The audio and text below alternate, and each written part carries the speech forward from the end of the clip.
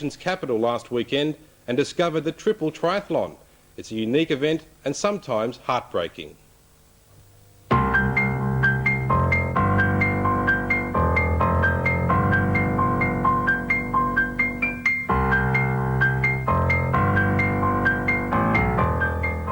With Canberra's politicians safely tucked away in bed, dawn in the nation's capital saw 20 ultra-distance athletes embark on one of the most gruelling tests of endurance, the Chinmoy triple triathlon. Chinmoy is a philosophy exploring the potential of the human spirit. It's been described as meditation in action, and with a 10-hour race looming, last year's winner Paul Smith was looking to more than just inner strength to get through. It's dark, it's 5:30 in the morning, I'm going to race for 10 hours. I think you definitely need a sense of humour, yeah. The only woman in the field was pint-sized Sydney triathlete Jodie Purcell, who was wary about the unpredictable terrain ahead. Especially with a mountain bike involved, you just don't know what's going to be around the next corner. You could be flying down a hill and hit some rocks, or I think for a lot of people it's going to be a fairly new day for everyone. Before sunrise, fashion took a back seat to warmth, the field observing a minute's silence before starting the first of 9 punishing legs, a 1.5 kilometre swim.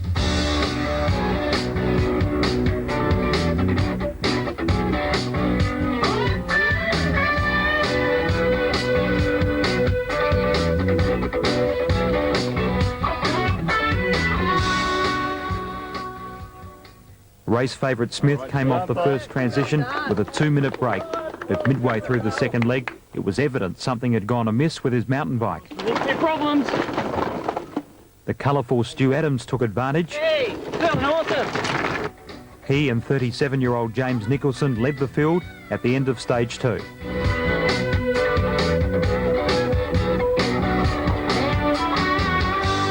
a long day.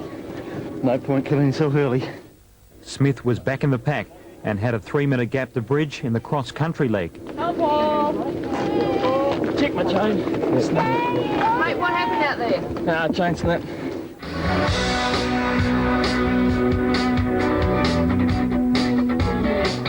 Smith, who hails from a track running background, reeled in the leaders. The 20-kilometre stage was by far the toughest run leg, taking in bush terrain and some of the spectacular views of the city.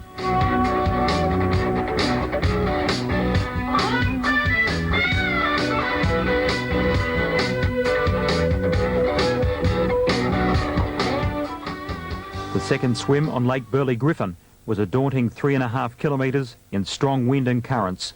Last year's runner-up Marty Boyd utilised plastic shopping bags in the transition. On the water, Smith, despite missing a marker buoy, maintained his big lead, the field astern feeling the pinch at the halfway mark.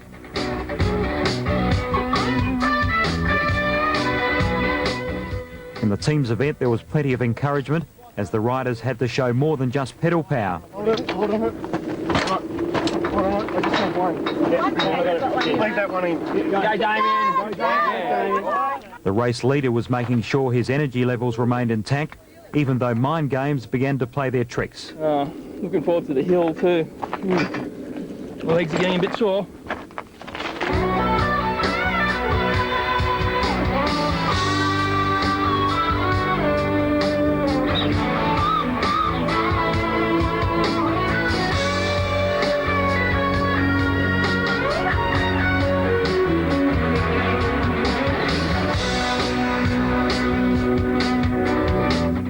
With some shielded from the afternoon sun, Smith had increased his lead at the beginning of the final swim of 1.2 kilometres in Lake Tuggeranong.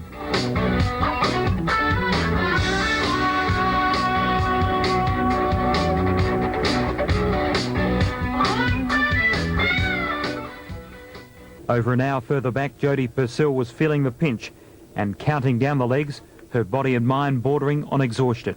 I think these last 3 legs are going to be pretty hard.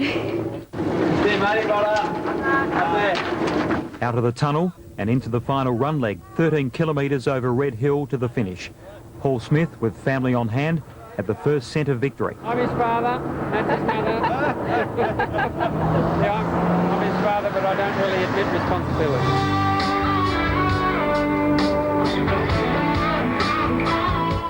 It was no mirage, just water adjoining the finishing line. 10 hours and 33 minutes after he commenced in darkness, Paul Smith defended his title.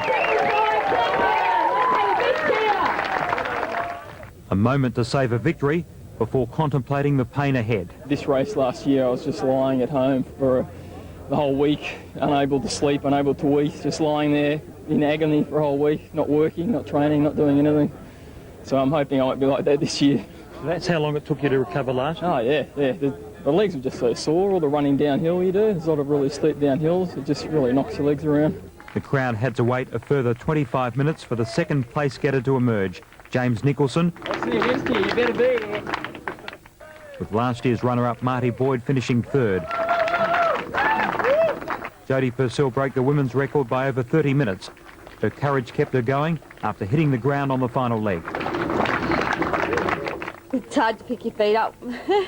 And I slipped on kicked a rock, down I went. 17 of the 20 competitors finished, covering a total of 5.2 kilometres in the water, 98 on the bike and 44 on the run.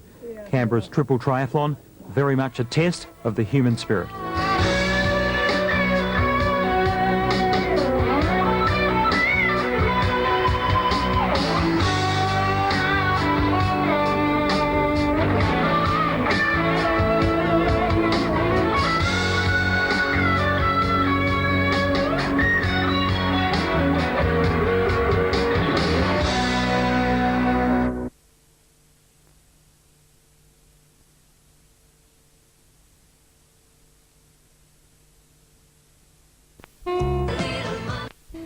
Our Century, plus a new series exploring unique lifestyles of our country. Over 100,000 kilometres travelled in the search for the heart of the nation. Celebrate Australia's past and its present with Our Century and Our Country, soon on NBN.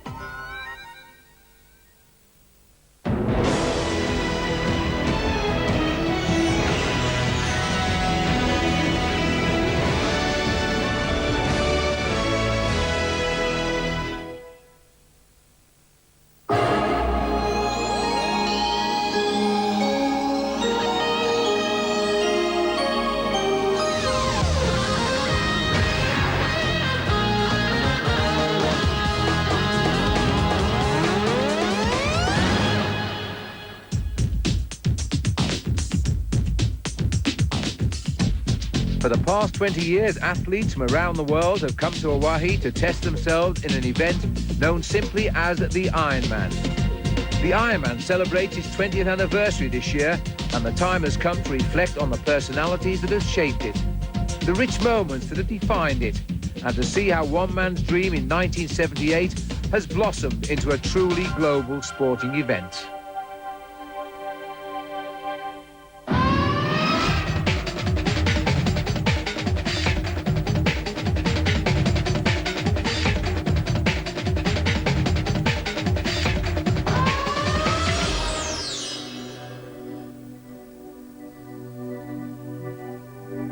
During 2 decades, the Ironman's landscape has been dotted with memorable moments that are inescapable and have served as the building blocks for the growth of this event. Julie Moss and the year 1982. 1989, the Iron War. The same year, Dick and Ricky Hoyt pushed the boundaries of courage.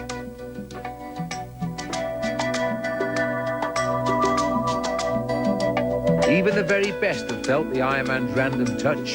It was 1995.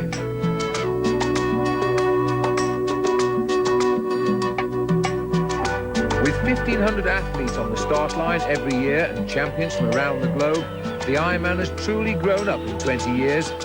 But how did it get here? Here to give these images of amazing human struggle.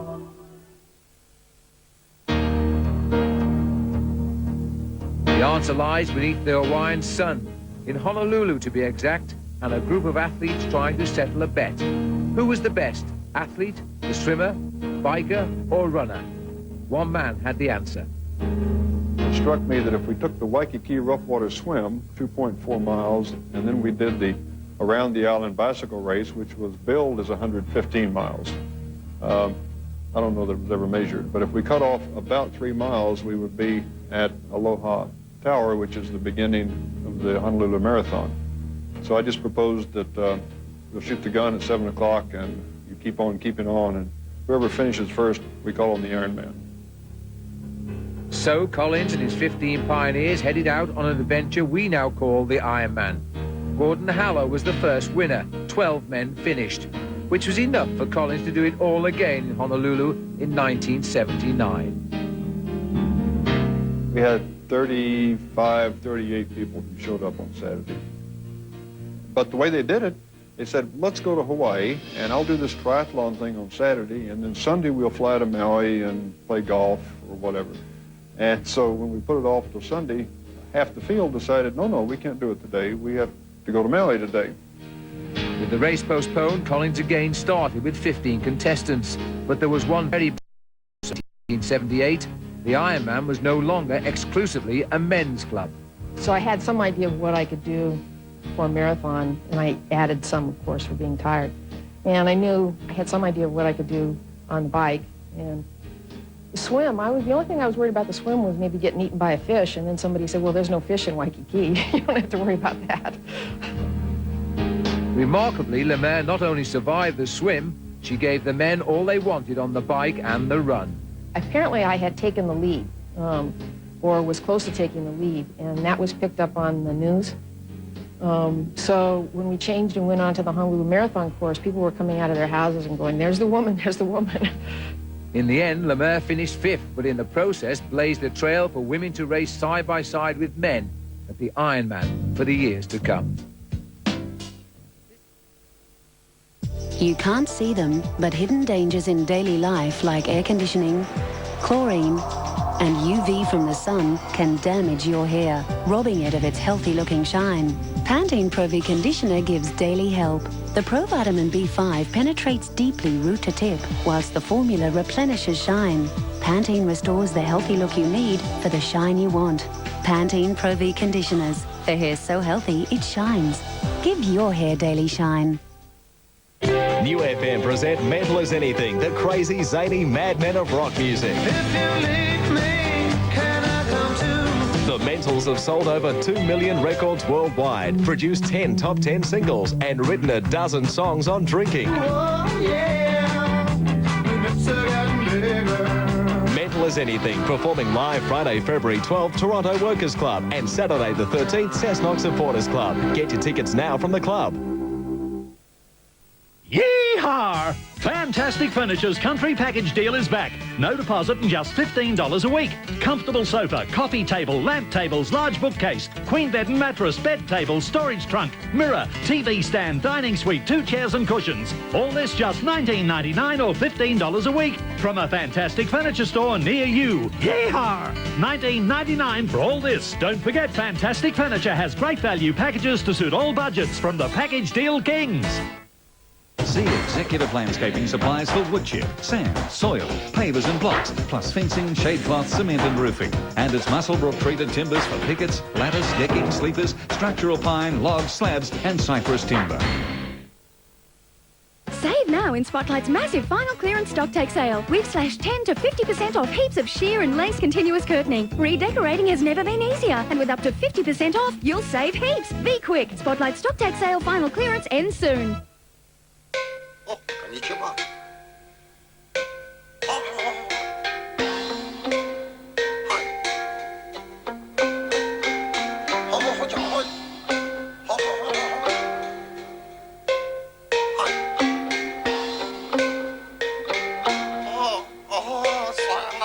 Don't take foot odor lying down. Get Neat Feet Roll-On for dry, odor-free feet. Yes, I'm starting to understand the meaning of love. I'm starting to understand the meaning of love. We had to find out the secrets for 99, a new make of sports car under lights for the very first time. By calling 1-902-552-001, one lucky viewer could win one. This was definitely going to be sale of the century's biggest year.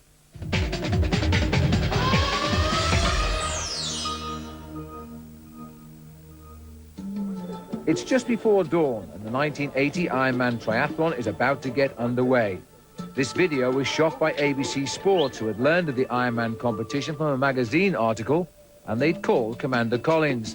They asked if they could televise his race. And they said, we're going to have equipment out there for this Aloha Bowl, and if we leave the equipment and send people back, can we film the event? And I said, well, sure. I don't think you want to, but come ahead. It's like watching a lawn growing contest. You know, it's all over the island. It goes on all day and all night. You can't make it interesting. Despite Collins' reservations, ABC came anyway and shot this first ever Ironman video as 103 contestants entered the water in Honolulu in the 3rd annual Ironman competition. ABC's host was Jim Lampley. 2.4 miles of ocean swimming, 112 miles of cross-country bicycle racing, 26.2 miles of running, the marathon.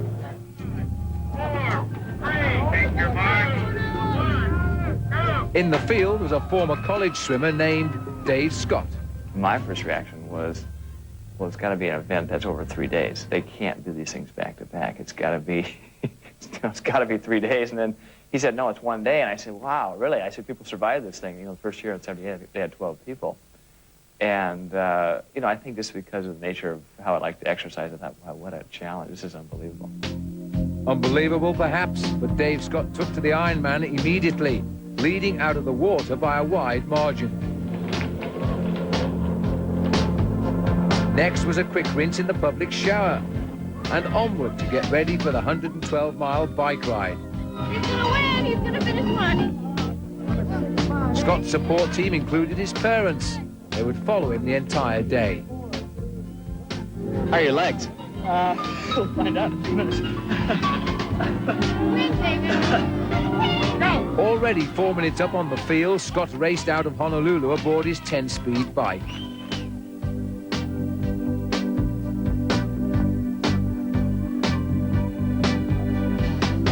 Nearly half an hour later, the first woman came ashore, Robin Beck, a registered nurse from Salt Lake City.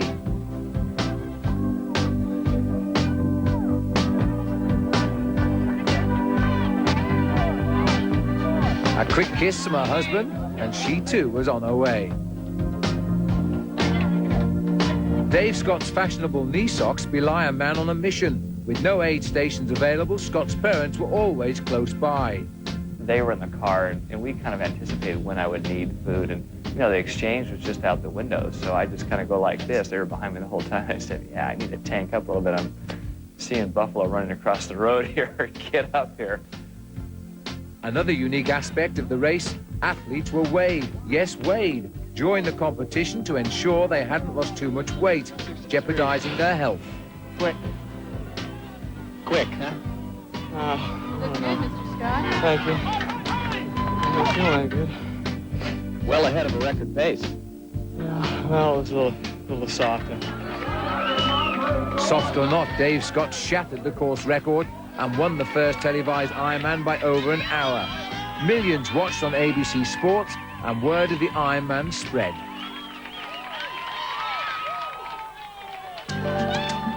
Almost 2 hours later, Robin Beck ran into Kapiolani Park, winning the women's division and leading a legion of age groupers who continued to finish throughout the night. Well, that's if they were lucky enough to realize they really had made it. It's pitch black, and you're running along, and all of a sudden there's a wire hanging over the road with a light bulb, and there's a line in chalk drawn on the road. And I sort of stop for a second, and I hear this voice off the right saying, "Hey, yeah, you in a race? Yeah, you're done. Oh, okay." This was the last year the Ironman was held in Honolulu, its next home, the volcanic Big Island of Hawaii. It was a match made in heaven. February 1982, and by now the Ironman had taken on a familiar look. ABC's television coverage had put the Ironman on the map, and the race was firmly entrenched in Kailua Kona on the Big Island. The 1981 race had been won by cycling legend John Howard, and on this day, 580 athletes plunged into the Pacific.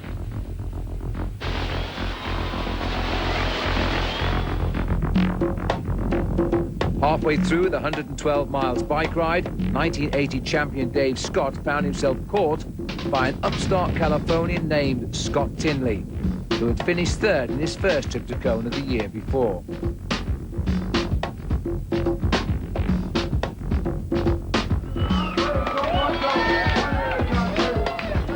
The future Hall of Famers rode together to the Kona Surf Hotel, but early on the proud champion Scott knew a second Ironman title was not to be.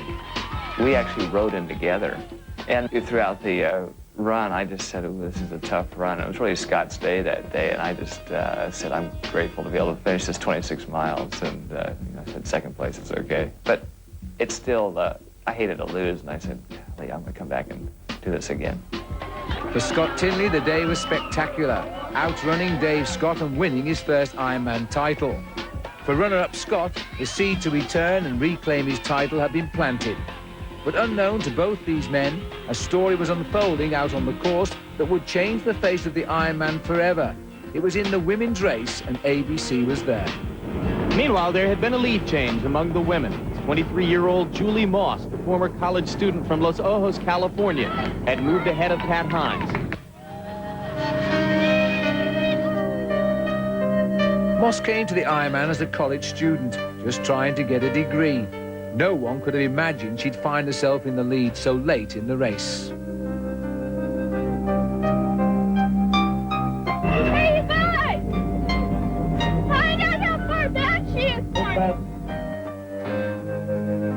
The she Moss was asking about was Kathleen McCartney, who was in second place in the women's event, nearly 20 minutes behind Julie when the marathon began. As night fell in Kailua Kona, an exhausted Julie Moss was clearly in trouble.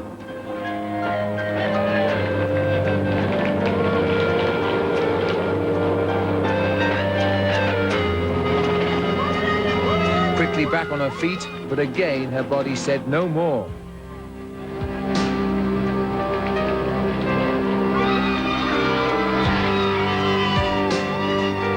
Moss would walk methodically down Ali'i Drive, now just a few hundred yards from the finish line.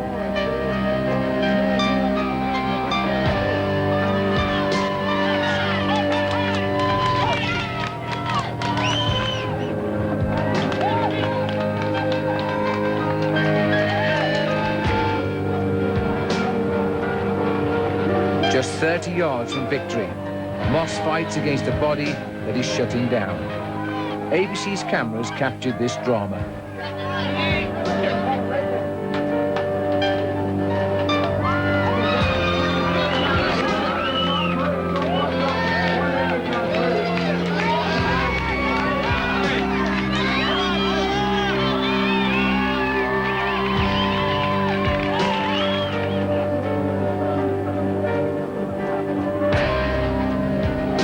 As Moss struggled trying to balance as if on an earthquake, her worst fears were realized as Kathleen McCartney runs past her into first place, just yards from the finish.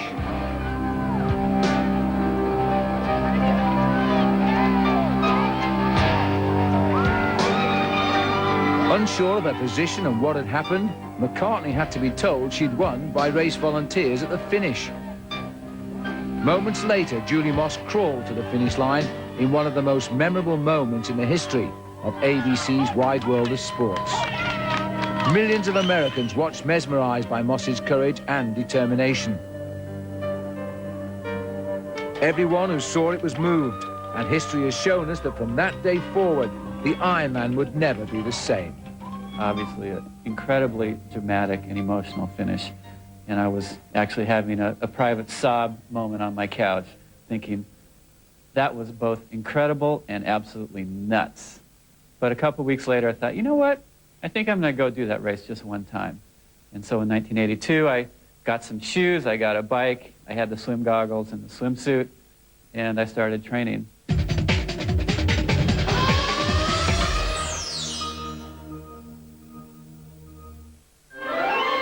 Even though we're now called TNT Express, you can still call us on the old phone number. TNT Express. Vacuum cleaner not working? Godfrey's will repair it for just $9.95 plus parts. Any problem, any repair, just $9.95 plus parts, guaranteed. All cleaners, all repairs at Godfrey's, the vacuum and cleaning specialist. Coming soon, the entertainment event of the year, the 41st Annual TV Week Logie Awards. And now is your chance to vote for your favourite stars and programs. Look for your voting coupon only in this week's TV Week. Plus, you'll have the chance to win a double VIP pass to the TV Week Logie Awards and a sensational new car. So vote now for your favourites in the TV Week Logie Awards with your official voting form only in this week's TV Week. The best thing on telly all week. Vibe to the rhythms of UB40 live. I got you, babe. I got you. Performing their influential tunes, smash hit singles, and reggae anthems right here down under. Jive to the sounds of UB40. Tickets available through the usual outlets now. Don't miss out. Go Harvey Norman for unbeatable value, like a Canon Starwriter word processor, ideal for students or the small office. Was $499, now just $269. Panasonic cordless phone with built-in speakerphone and multiple handset capability, unbelievable at just $199. Only at Harvey Norman, Bennett Street Superstore in Maitland. Ladies and gentlemen, StarTel proudly presents the greatest crooner collection of all time. 100 million sellers. 100 unbelievable crooners hits on 4 specially priced CDs, including Frank Sinatra, Peggy Lee, Mills Brothers, Al Jolson, Nelson Eddy, Jeanette MacDonald, and many more favorites. All million-selling hits. Pardon me, boy. 100 million sellers. 4 fantastic CDs, specially priced at $29.95 in stores now. Are you on the lookout for a better price on shower screens and built-ins? Then you need North Coast Shower Screens, because they have low prices right now on shower screens and low prices right now on built-ins. So look out for North Coast Shower Screens now and save.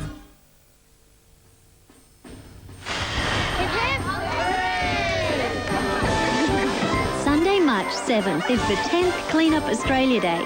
So just turn up at your local park, beach or creek to register. Or pick up a form at any NRMA, McDonald's or TNT outlet beforehand. Hey, it's our 10th birthday. All we really want is your presents.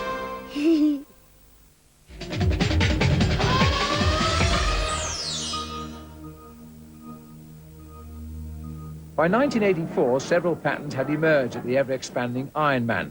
Kailua Kona was now the permanent home of the Ironman family, and Dave Scott was the head of the household.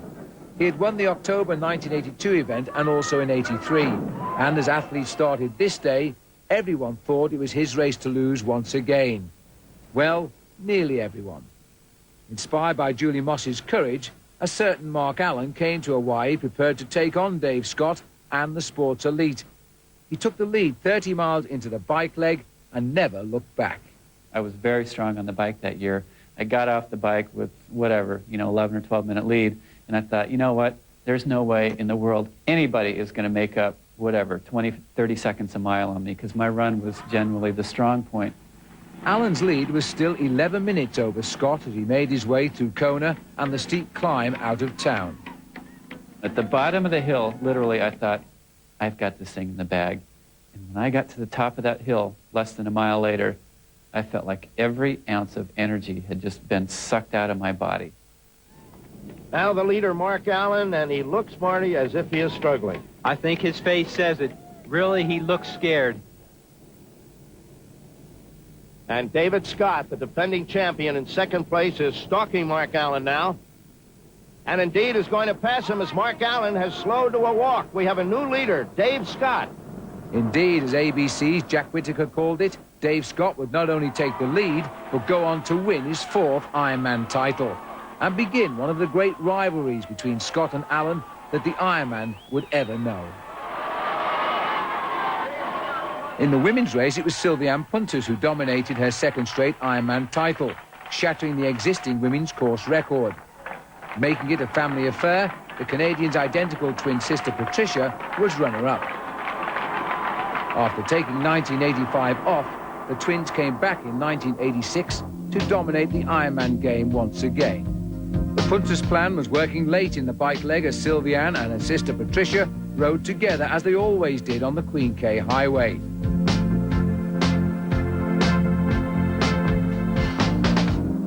But in one fleeting moment, the complexion of the Ironman would change forever as a young woman from Zimbabwe named Paula Newby Fraser bolted past both Punter's twins and ultimately into the lead. Then the race took a strange twist. During the race, I had heard somebody had said to me from the sidelines, "Don't worry, one of the Punter sisters is disqualified." But, you know, that means nothing because there's two of them and I had no idea which one it was. Unaware of any rules violation, the Punter's twins quickly caught Newby Fraser and appeared headed for another 1-2 finish. This time it was Patricia who would pull away from her sister and take the lead. Reports of a Canadian sweep were gone when a resilient Newby Fraser got off the deck and passed Sylviane Puntus to move back into second place late in the marathon. In only a second trip to Kona, Newby Fraser was giving us a sneak preview of the Ironman greatness that would follow.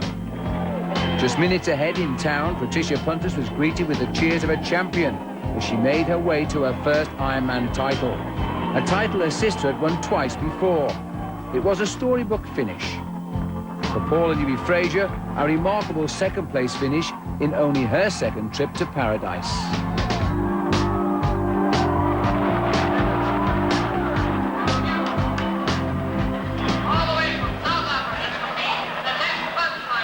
But Paula would only be runner-up for a few minutes as race officials informed Patricia Puntus she had been disqualified for drafting on her bike. Somebody called me out and said, "We have an announcement to make," and they said that Patricia had been disqualified. You know, I saw her crying, and they said that you are the champion, the 1986 champion, and I was sort of blown away. It was sort of like this gift that was handed to me. But nothing will be handed to Paula next time when she returned to defend her controversial title. The deepest women's field in the history of the Ironman showed up to challenge her. Early on, the pace was set by a hard-charging mother of three named Jan Ripple, who set a torrid pace on the bike. Behind Ripple, the most celebrated triathlete in the world, Erin Baker, rode alone. She'd come to Kona to prove she was the best at every distance. Newby Fraser raced with the burden of self-doubt burning inside her. Was she good enough to cross the line first this year? And just behind her, Sylviane Puntus, here to win back the title her sister had lost the year before. As fate would have it, late in the race, Puntus and Newby Fraser would find themselves together, walking on the Queen K in the lead. But on this day, neither would triumph. The Kiwi Erin Baker ran past Paula into second place, leaving Newby Fraser walking on the Queen K in third. I felt very broken after the 1987 race. That race, more than any other of my Ironman races, really haunted me. It haunted me, and that race turned my Ironman career around. For Erin Baker, it was the culmination of a dominating year. She would win her first of two Ironman titles by the slimmest of margins, a minute and a half over Sylviane Puntus. And what of the early leader, Jan Ripple? The muscular mother of three from Baton Rouge, Louisiana, had finally hit the wall.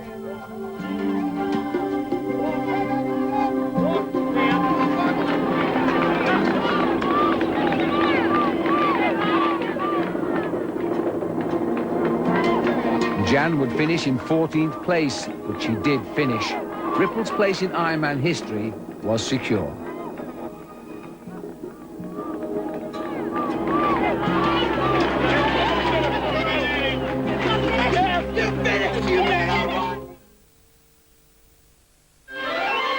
Even though we're now called TNT Express, you can still call us on the old phone number. TNT Express. You can't see them, but hidden dangers in daily life like air conditioning, chlorine, and UV from the sun can damage your hair, robbing it of its healthy-looking shine. Pantene Pro V Conditioner gives daily help. The Provitamin B5 penetrates deeply root to tip, whilst the formula replenishes shine. Pantene restores the healthy look you need for the shine you want. Pantene Pro V conditioners. The hair's so healthy, it shines. Give your hair daily shine. The Olympic Club is your best chance to win tickets to the Sydney 2000 Olympic Games. Over 21,000 tickets have already been won by Olympic Club members. We're a normal family from a normal little suburb and do normal things, and this doesn't happen to people like us. You could be there too. Join now to be in the Olympic Club's February birthday draw with over 1,000 tickets to be won. It's your best ever chance to win tickets to the Blue Ribbon events: swimming, athletics, gymnastics, basketball and rowing, plus opening and closing ceremonies. But you must join now to get entry to the Blue Ribbon draw and receive valuable Olympic Club privileges. Call the Olympic Club now on 1800 659 2000. Is unemployment getting you down? Do you have an exciting business idea? The Upper Hunter BEC is once again conducting the successful New Enterprise Incentive Scheme throughout the Hunter. Call Jeff or Kay on 1800-620-830 and kickstart your business future. Get a smart start on the water. A boat or jet ski could cost as little as $29 a week. Where? Elcom Credit Union, of course. Call the Loan Arranger on 1300 361 456. That's where the smart shopper really starts. Yeehaw! For good cheap sheds, everyone knows Cole Weston are the leaders, but they're also the leaders in good and cheap enclosures. Yeah, big dog kennels from $80, little dog kennels from $55, Avery's for little birds from $160, for big birds from $250, even hutches for rabbits from $68, or anything else, in fact. Whatever your pet needs, Cole Weston has it or can make it. For enclosures at a good cheap price, it's Cole Weston Sheds, Toronto, Maitland, and Raymond Terrace. Good and cheap. If you're trying to get this operation canned, you're going the right way about it. Stingers. This entire unit is under investigation. Should I be worried? No. Doesn't anyone trust anyone anymore? Where I come from. Returning soon. You're not going soft on me, are you? Oh, no. Extreme action, big romance, major Australian drama. I stuck my neck out there in the real world. I'm going to be charged. It's nothing personal. So you'd shaft the boss? If I had to. Get ready for a new season of Stingers on NBN.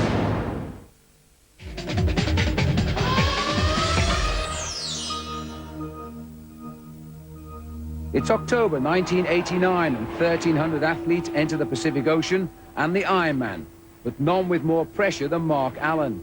After 6 failed attempts, Allen was still searching for his first Ironman win.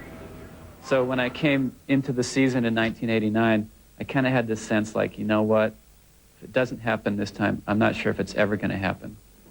Right from the start of this race, Allen knew his only real competition was the man, Dave Scott, who had won 6 Ironman titles in the 80s and defeated Allen in every one of them. It was clear that Scott had Allen's number in Kona, and he relished the thought of defeating his more publicised rival in triathlon's biggest race. Scott and Allen left the water together, but history had taught Allen more than a few tough lessons about how hard it would be to take Scott's crown in a race that David owned from the first time he came to Hawaii 9 years before. Mark finally realized that he could not leave Dave's side all day, which is an imposing thought because this guy grinds people up for lunch. That's what he does. And Mark, that year, trained like a man possessed.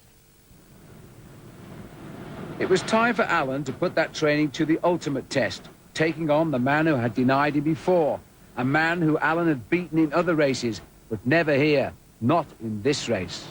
When it came to October, I was always ready to race, and I think people recognized that I sort of built my year for that one event. It was sort of a do or die. You lay all your cards out, and if you do it, you're the hero, and if not, well, you just had a mediocre year. Scott and Allen rode together for over 4.5 hours and hurried to the transition to begin a marathon that would rewrite all of the records.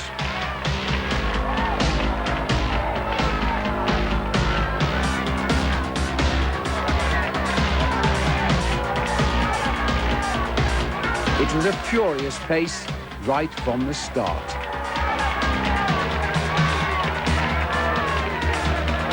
We matched stride for stride. In fact, I'll never forget our pace going out. I felt brilliant. My legs just felt fabulous. Side by side they went 1 mile, 2 miles, 5 and then 10 with neither man giving an inch.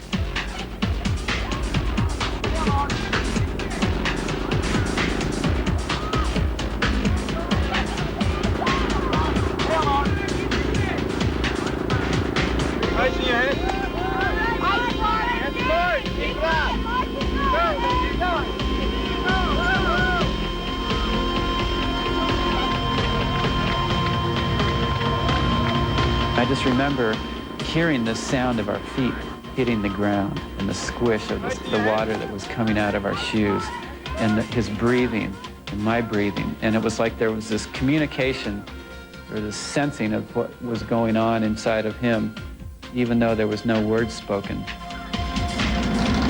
it! That was Anna, Dave's wife. Hey guys, hang in there. Guys, go.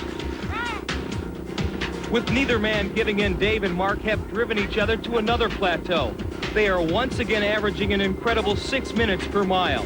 It is clear that Scott's 3-year-old Ironman record will be broken. The only question, who will break it? Ice in your head. I had really analyzed the course, and I saw that prior to the race there was one last long uphill before you drop into town for the final stretch to the finish.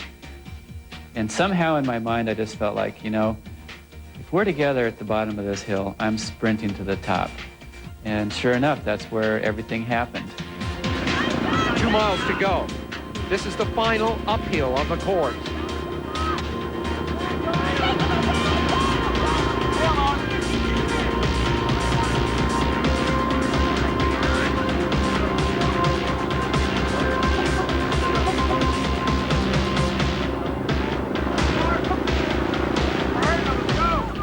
And I just remember this entourage developing of mopeds and cars, and this cocoon of vehicles surrounding these two, and you couldn't hear a pin drop. It was so quiet because it was like we're watching the ultimate race in the ultimate event on the biggest stage, and it was finally happening, and everybody there knew we were witnessing history. It was the kind of history that had eluded Mark Allen 6 times. He had finally beaten Dave Scott in the race. The Ironman title was his, and Julie Moss, Allen's inspiration for competing in Kona, was on hand to share the moment.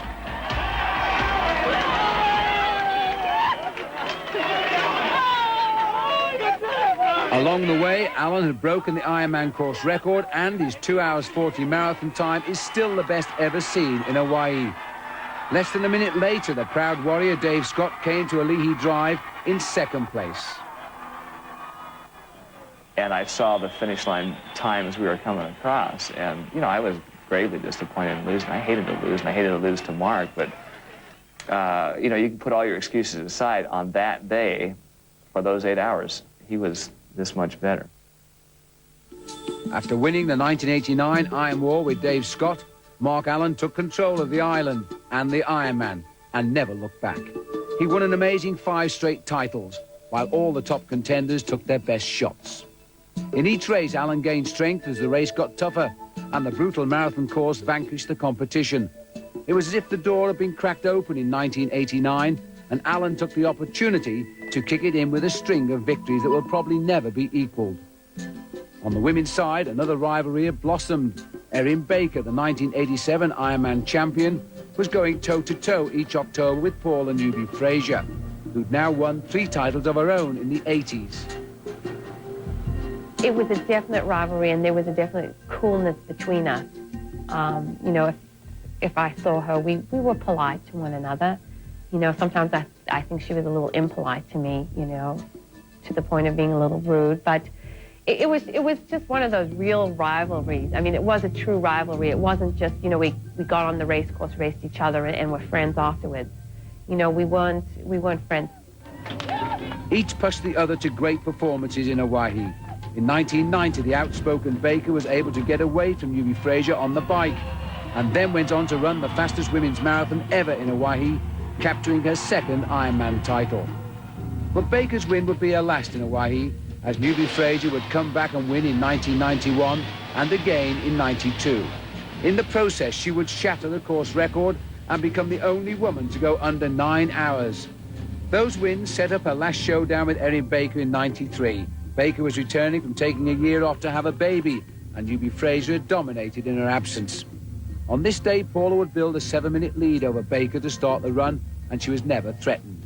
Newby-Fraser came into the race with an injured ankle and limited training, but in the end it was enough.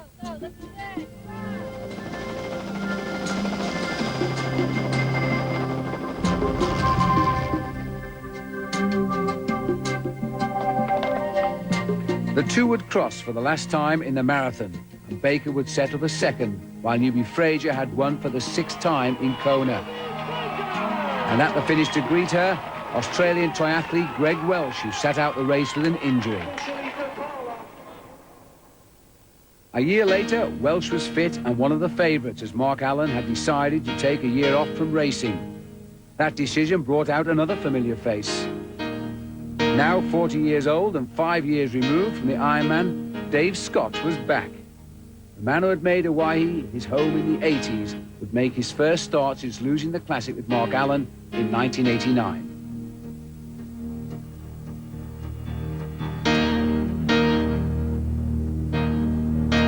Looking like he'd never left the sport, Scott cruised through the pack, gaining confidence born only from a champion with every stroke of the pedals. When I was able to catch the guys on the bike at about 18 miles, all of a sudden my confidence went to, I'm fairly fit, to, hey, I've got a chance to win this race. I am right there. No truer words were ever spoken, as Scott found himself just 20 seconds behind the leader, Greg Welsh, as they headed out into the lava fields that Scott had always called home.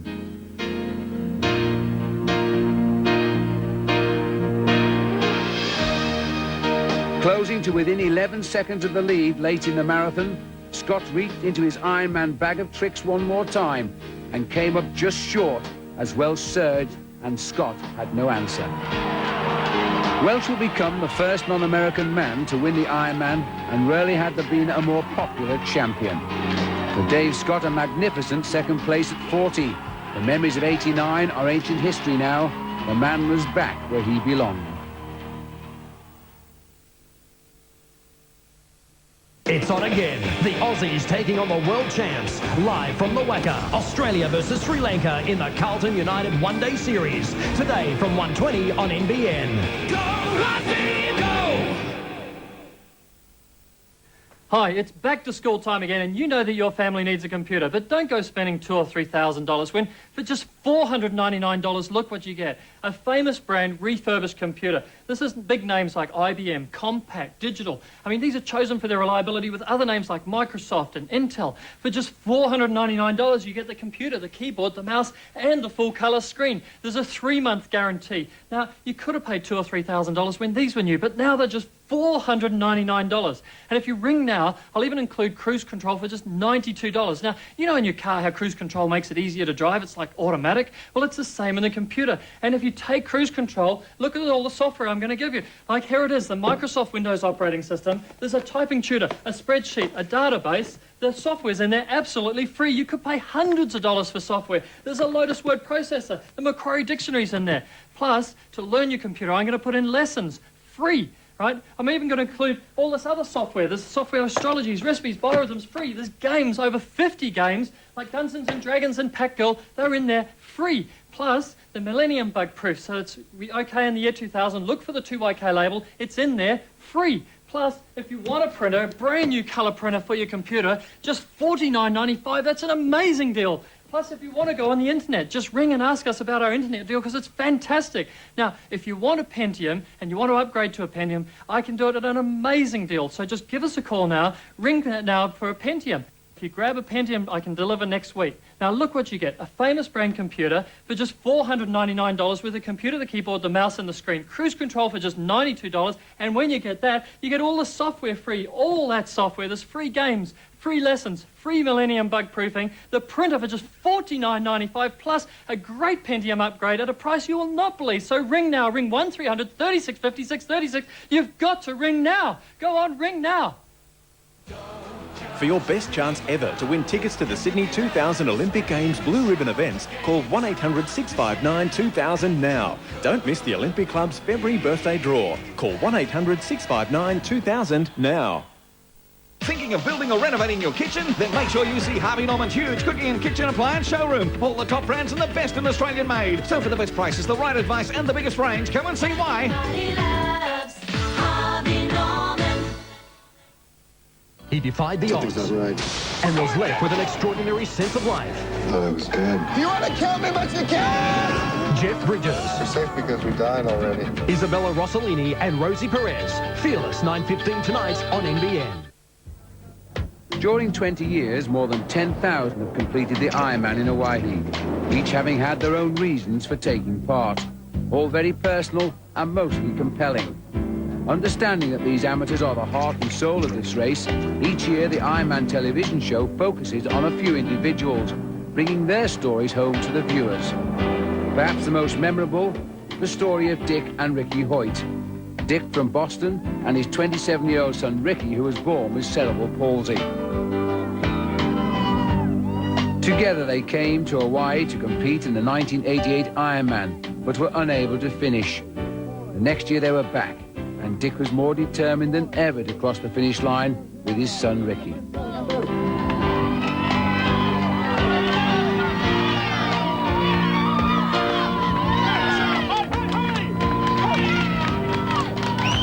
ABC followed Dick as he pulled, pushed and guided his son through the Hawaiian heat and the 140 miles that the Ironman tosses at everyone. It's a race that accepts no one lightly.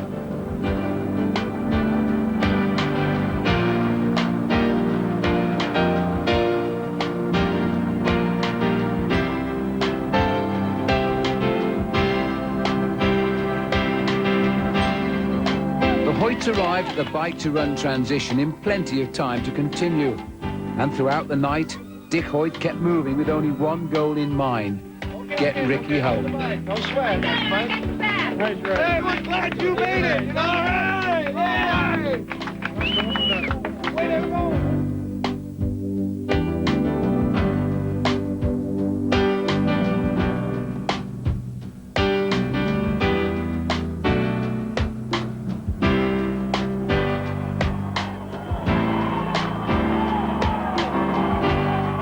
When they reached the Leahy Drive, Dick sprinted to the finish and created one of the greatest moments in Ironman history.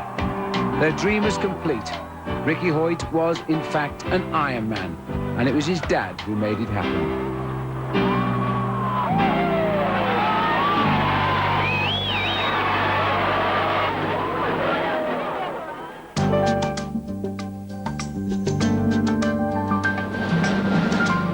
Let's fast forward now to 1997 and meet Bob Jordan, an FBI agent on a mission. Like Hoyt, Bob Jordan and his family will be forever tied to the Ironman. I've wanted to do the Ironman since 1985, and I've tried to qualify, and I've tried the lottery. If I could do this pace at mile 19, got here at mile 9, that would feel great.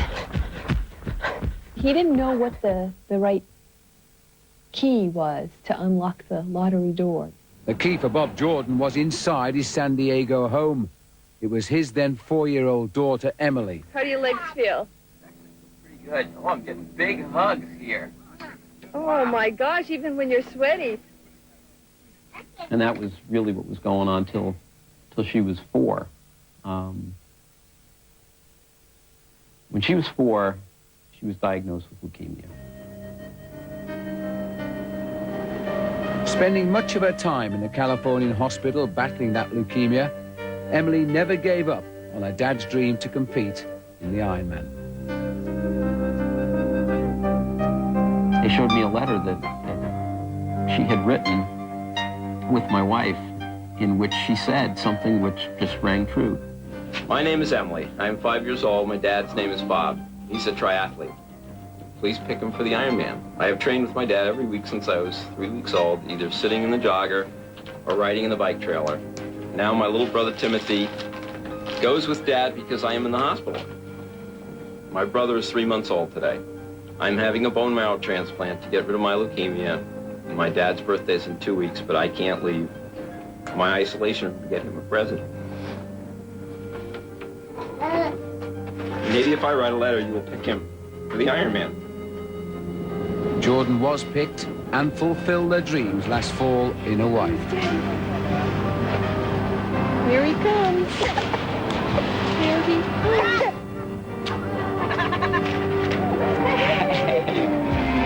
How are you doing? Good, good. Doing good. Yeah. Strong. Have you been running the whole Hard to say. I don't know. Sure look good. Sure look good. Okay. Love you.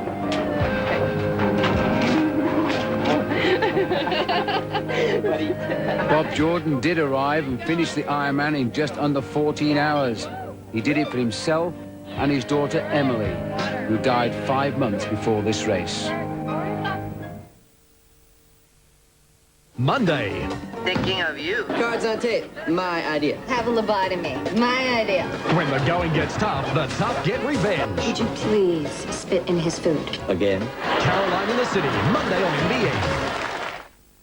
What's in Kellogg's Rice Bubbles? Gee, I don't know. Wheat. Rice bubbles. If it's not wheat, I don't know. Rice bubbles. It couldn't be made with rice, could it? It seems some people don't know that each Kellogg's Rice Bubble is made from a single grain of wholesome rice. For you guys, we've one question. What do you reckon they were made with? Snap, crackle, and pop. Singleton, I give you Battery World. A world of batteries for anything. Cars, mobile phones, computers, cameras, toys, and much more. Even free on-site battery testing. Battery World is the ultimate battery shop for sales, service, and accessories. And if we haven't got it, we'll get it for you. Batteries for anything, anytime. Plus a 24-hour emergency delivery service. Battery World, now open. Saturday mornings too. Phone 13 17 60. Mary Street, Singleton. For one very special performance, Shirley Bassey in the Vineyards at Wyndham Estate in the Hunter Valley. A unique entertainment experience in the magnificent and picturesque setting of the Hunter Valley. Don't miss Shirley Bassey and her 21-piece orchestra. The Wyndham Estate Concert, Saturday, February 13th. Hey, big spender. Bring a picnic, book a special dinner package, or enjoy the food and wine fair. Tickets on sale now. Book at Ticketek. What are we doing this Valentine's Day? How about a 500-metre swim, a 24K cycle, plus a 5K run? Oh, that should get my heart racing. You will love it! The Regal Mazda Foreshore Triathlon. Oh, tell me more. Entry forms available from local swimming pools, fitness centres and cycle shops. Oh, I can't wait. Race starts 7:45 a.m. Valentine's Day at the Newcastle Foreshore. The Regal Mazda Foreshore Triathlon. I just love Valentine's Day.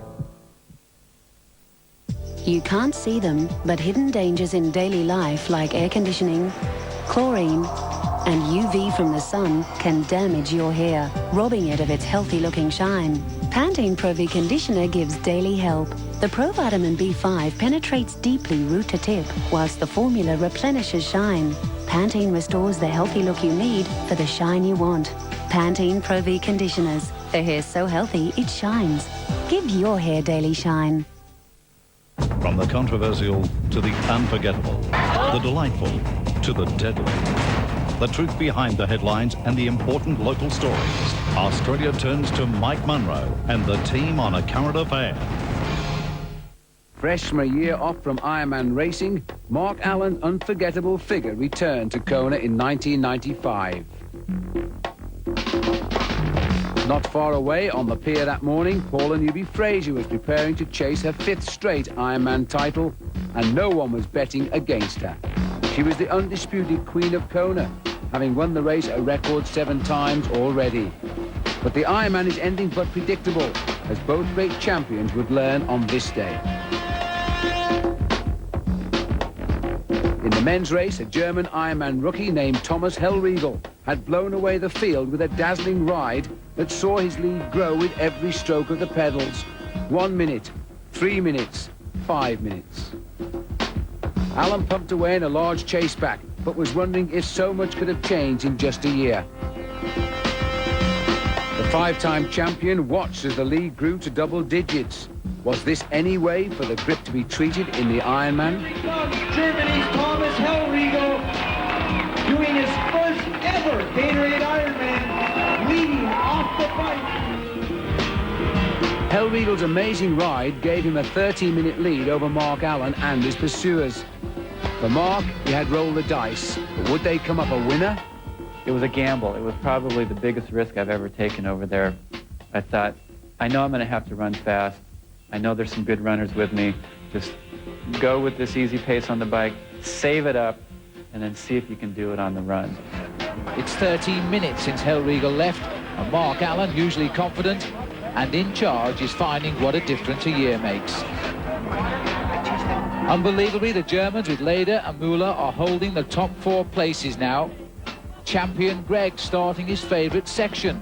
He trots with confidence. Behind him, the grip of Mark Allen. It seems to be relaxing.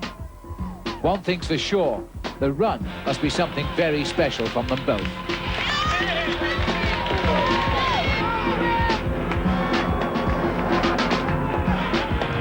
For Thomas Hellriegel, this day had gone perfectly.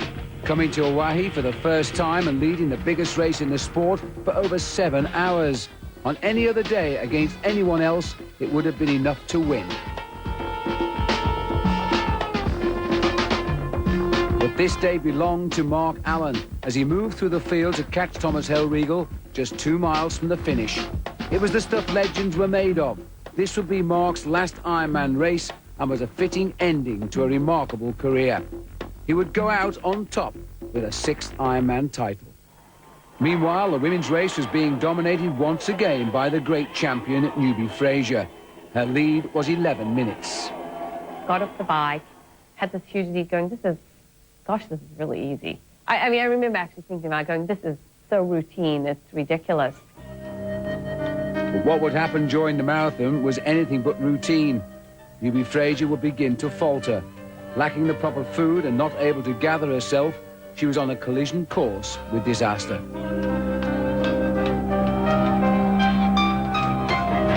In second place, American Karen Smyers closed the gap on the struggling Newbie Fraser.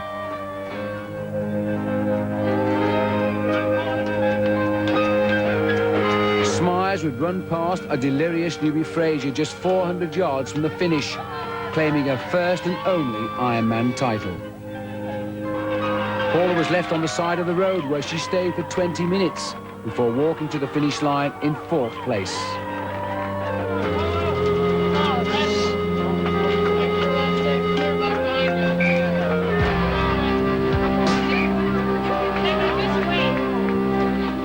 I went out there and just blew it all up, you know what I mean? I just completely blew myself up. And I look at that now and I'm just horrified. I'm embarrassed. I just go, how could I have sort of let myself get to that point? But I did. On the lowest point in her career, Newbie Fraser would come back, and in 1996 she would again reach the summit. She battled through a 3-minute drafting penalty, the defending champion Karen Smyers and the Swiss newcomer named Natasha Badman, who ran stride for stride with Paula until mile 23 of the marathon. She'd proven once and for all that she was the best the Ironman had ever seen. An unmatched 8 Ironman titles, a record that may never be equaled. When all is said and done, the Ironman really has defined the sport of triathlon. People have really made their names and reputations at the Ironman races. And for the thousands of age groupers who chase their dreams under Oahu's unrelenting heat, it has been and will always be a battle to conquer yourself. The island and everything the Ironman can throw at you. 20 years of great memories, while the Ironman carved out its place in sport as the world's premier endurance event. Who can forget 300-pound former pro footballer Darryl Haley? Yeah, my philosophy was just do the best that I can all day. If I make the cutoffs, that's super. And if I don't, he said, no, I've done the best that I can. The Ironman is about being the best that you can. From 1978 to 1998, it's been a great journey. Each and every one has been a great champion. I think there's a couple things that make that race so special. One of them is that it is not easy. You sacrifice a lot. You put a lot of effort into it to make it happen. And so just crossing that line in itself is complete gratification. So satisfying, and you feel cleansed, because you really challenge yourself. It doesn't matter if you're first or last. There was challenge in there, and you overcame that.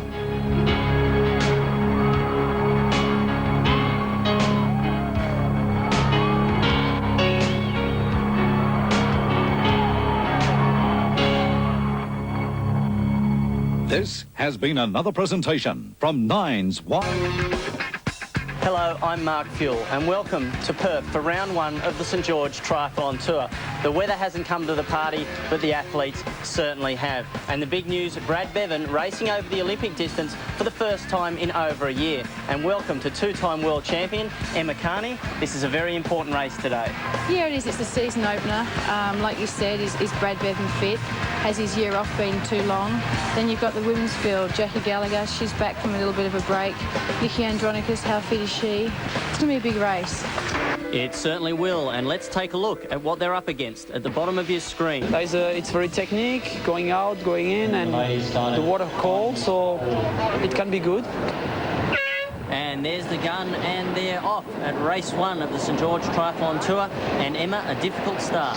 Yeah, it is fairly difficult. We've got athletes like Mark Lees on the screen there. He's got very long legs, so he has a lot more of a sort of push-off on the bottom. But it's an uneven bottom, and it can get very tricky wading out.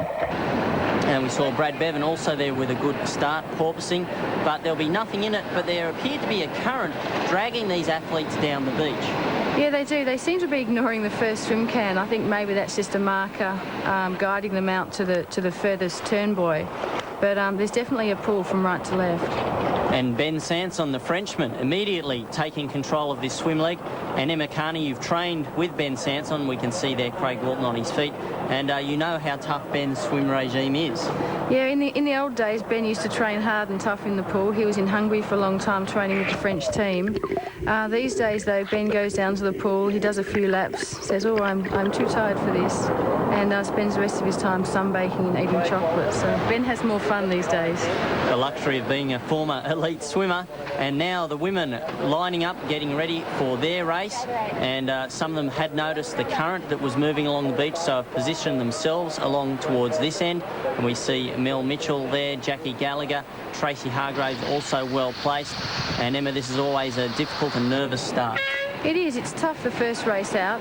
You never quite know how you're going. And once again, the starter they always seem to start you just when a wave's breaking. So they've done it again, and the girls have got to sort of break through the wave and then worry about the uneven surface. Well, again, wading out, and we do expect Melanie Mitchell with her surf swimming background to have got a good start. And now back to the men, and they have to come out of the water and run up the beach around a marker buoy twice. And Ben Sanson already with a lead. Craig Walton close behind, and the lead out already to around about 200 metres, and this enables them to get a good look at who's behind them, see where the other athletes are placed. That's Luke Harrop next round, and Emma Carney, this is unusual. Yeah, it's a very Australian thing to have the triathlon, have an exit onto the beach. It's one of those swims that is slightly open, and there's a little chance of waves and things like that. So it's panning out as we expected, though, with the swim specialist at the front. Just behind him, and they have opened up a substantial gap over the rest of the field in that last lap, and you can see the long run up to transition. Very soft sand here at Scarborough, making things a little bit more difficult, and this is a very critical part of the race. There's Luke Harrop now out of the water, falling into a hole. Very difficult conditions here, and he is 50 seconds down from Ben Sanson, but a fantastic swim and a gap between the rest of the field, and he's really going to need to go at this stage, isn't he, to catch up? Yeah, he is. I know that Craig and Ben have been working together, training together. This is their ultimate race plan, to get away on the swim, stay away on the bike, and obviously Craig's the stronger runner, so he looks for the win. I think if they can get out on the road quickly, get out of sight, they will have that break. And here's the main second pack, 1 minute 20 down. That was Greg Bennett in the pink cap. Brad Bevan's gone through. There's the green cap there of Andrew Johns, and beside him Ryan Carter, and that's a large group heading up into transition. And Walton now already out on the bike league. Ben Sanson sitting beside him. Luke Harrop now looking to make the best of his advantage. And there, Bennett, Reece Rackley, Brad Bevan. And this is where things can get difficult, Emma. Yeah, they can. With such a large group entering the transition, it gets very messy. People start bumping into each other, trying to get their bike out when someone's running past. So you've got to make sure you stick to your game plan. You know when you put your helmet on, your sunnies, things like that. So it's just worry about yourself out there kind of situation. This is a big pack. There's Shane Reed launching himself into this bike leg. Matt Reed, his brother, also there. And now the women. Mel Mitchell catching a little wave. Nikki Hackett behind her. And as they head into transition, we'll take a break. Cole Hackett leading out of the water, 30-second lead at the moment, and that is a great lead. We can see they're putting on the number belt. That is required by the rules, that you have to have your number displayed at all times, and that was a quick transition there by Mel Mitchell. Yeah, Mel does a lot of work on her transition. She's always fast in and out of the transition area, and we see Jackie exiting the water now. She's got a little bit of work to do. Well, Jackie Gallagher is 1 minute 21 down from their leaders, and here are our leaders. Nicole Hackett now working hard on the bike, and back in transition, there's Jackie Gallagher heading out. We also have Marissa Idden off to her right. Just in front of her is Nikki Andronicus, but we've also got another group in front of those. Josie Lone, a junior, came out 30 seconds behind Mel Mitchell, and with her, Melissa Ashton, and also Nicola Hoyle and Melissa Godfrey. So there's already a number of athletes in front of them. And back to the men, and a large group there. We can see Matt Reed, I think, at the back, but we've still got Craig Walton and Ben Sanson trying to stay out in front. Yeah, Craig and Ben are staying out in front quite well at the moment. It looks like Ben's slightly dropping off, so Craig will be left out there on his own. So I think Craig is looking like he's going to have to sort of sit there and maybe wait for the pack to catch him. There is a large pack chasing at the moment, and there we can see it, and it's Mark Lees out in front, back from 18 months off due to injury and riding extremely strong. There he is sitting up saying, come on, marshalling the troops, trying to get them to move and chase. Shane Reed behind him. Brad Bevan well placed as always. Brad Carlefeld's in there. There's 12 or 15 guys there, and they are really pushing the pace.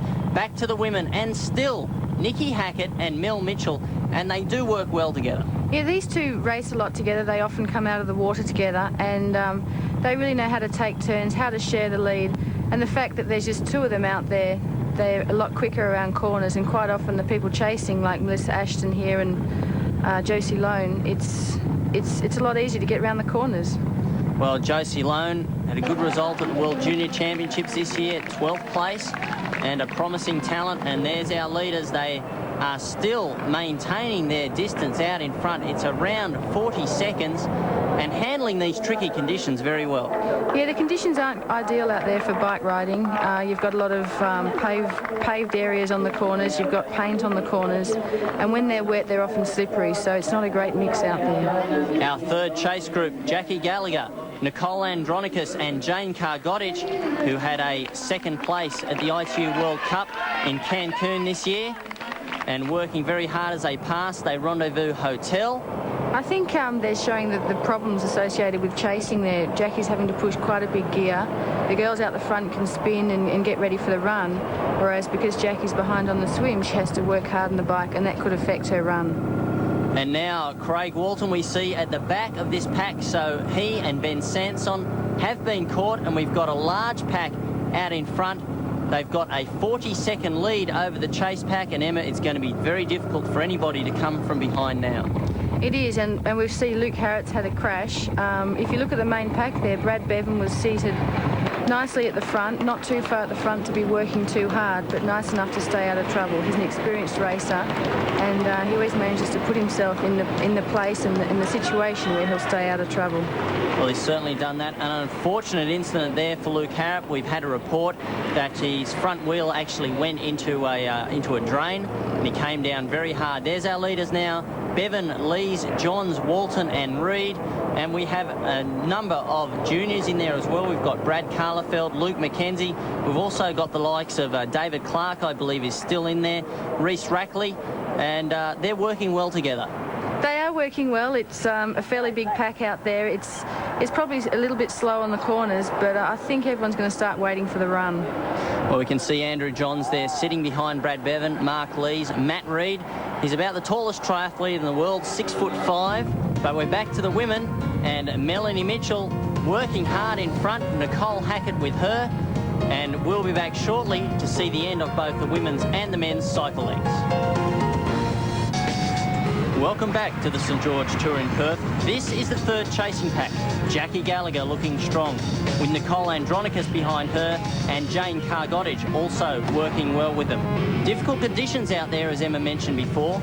And how does Nicole Andronicus handle the wet conditions?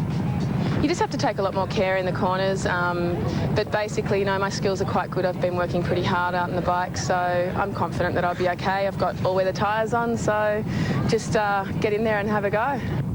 And having a go she is, and they're trying to chase down these two. Melanie Mitchell and Nicole Hackett still out in front doing a great job. Andrew Johns now leading that huge men's pack. And we've got Cameron Anderson, a great young junior.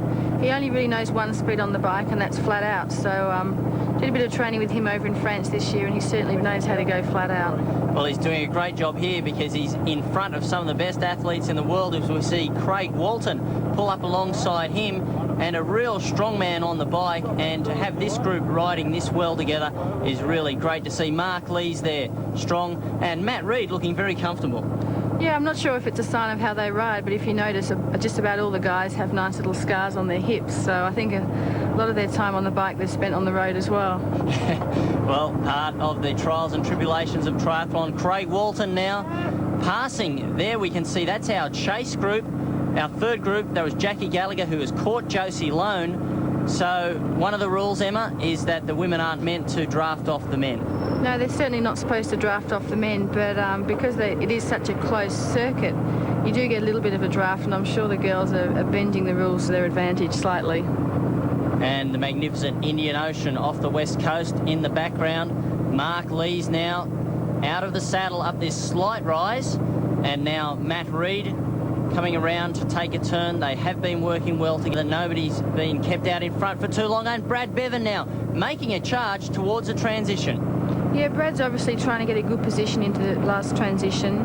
With such a big group, you want to get in there first so you can get yourself to your bike rack, get your shoes on, and make sure you're organised for the run. Well, here they come down the final hill as they lead into... Good girl, aren't you? You know... This big, this part of the race is really important. Yeah, it's very important this stage of the race. You need to get a clean run through transition. The break onto the final leg, you do have a psychological advantage. Everyone has to put in a surge to catch you, and if you can get away without doing that surge, well, you obviously have a lead for the final leg.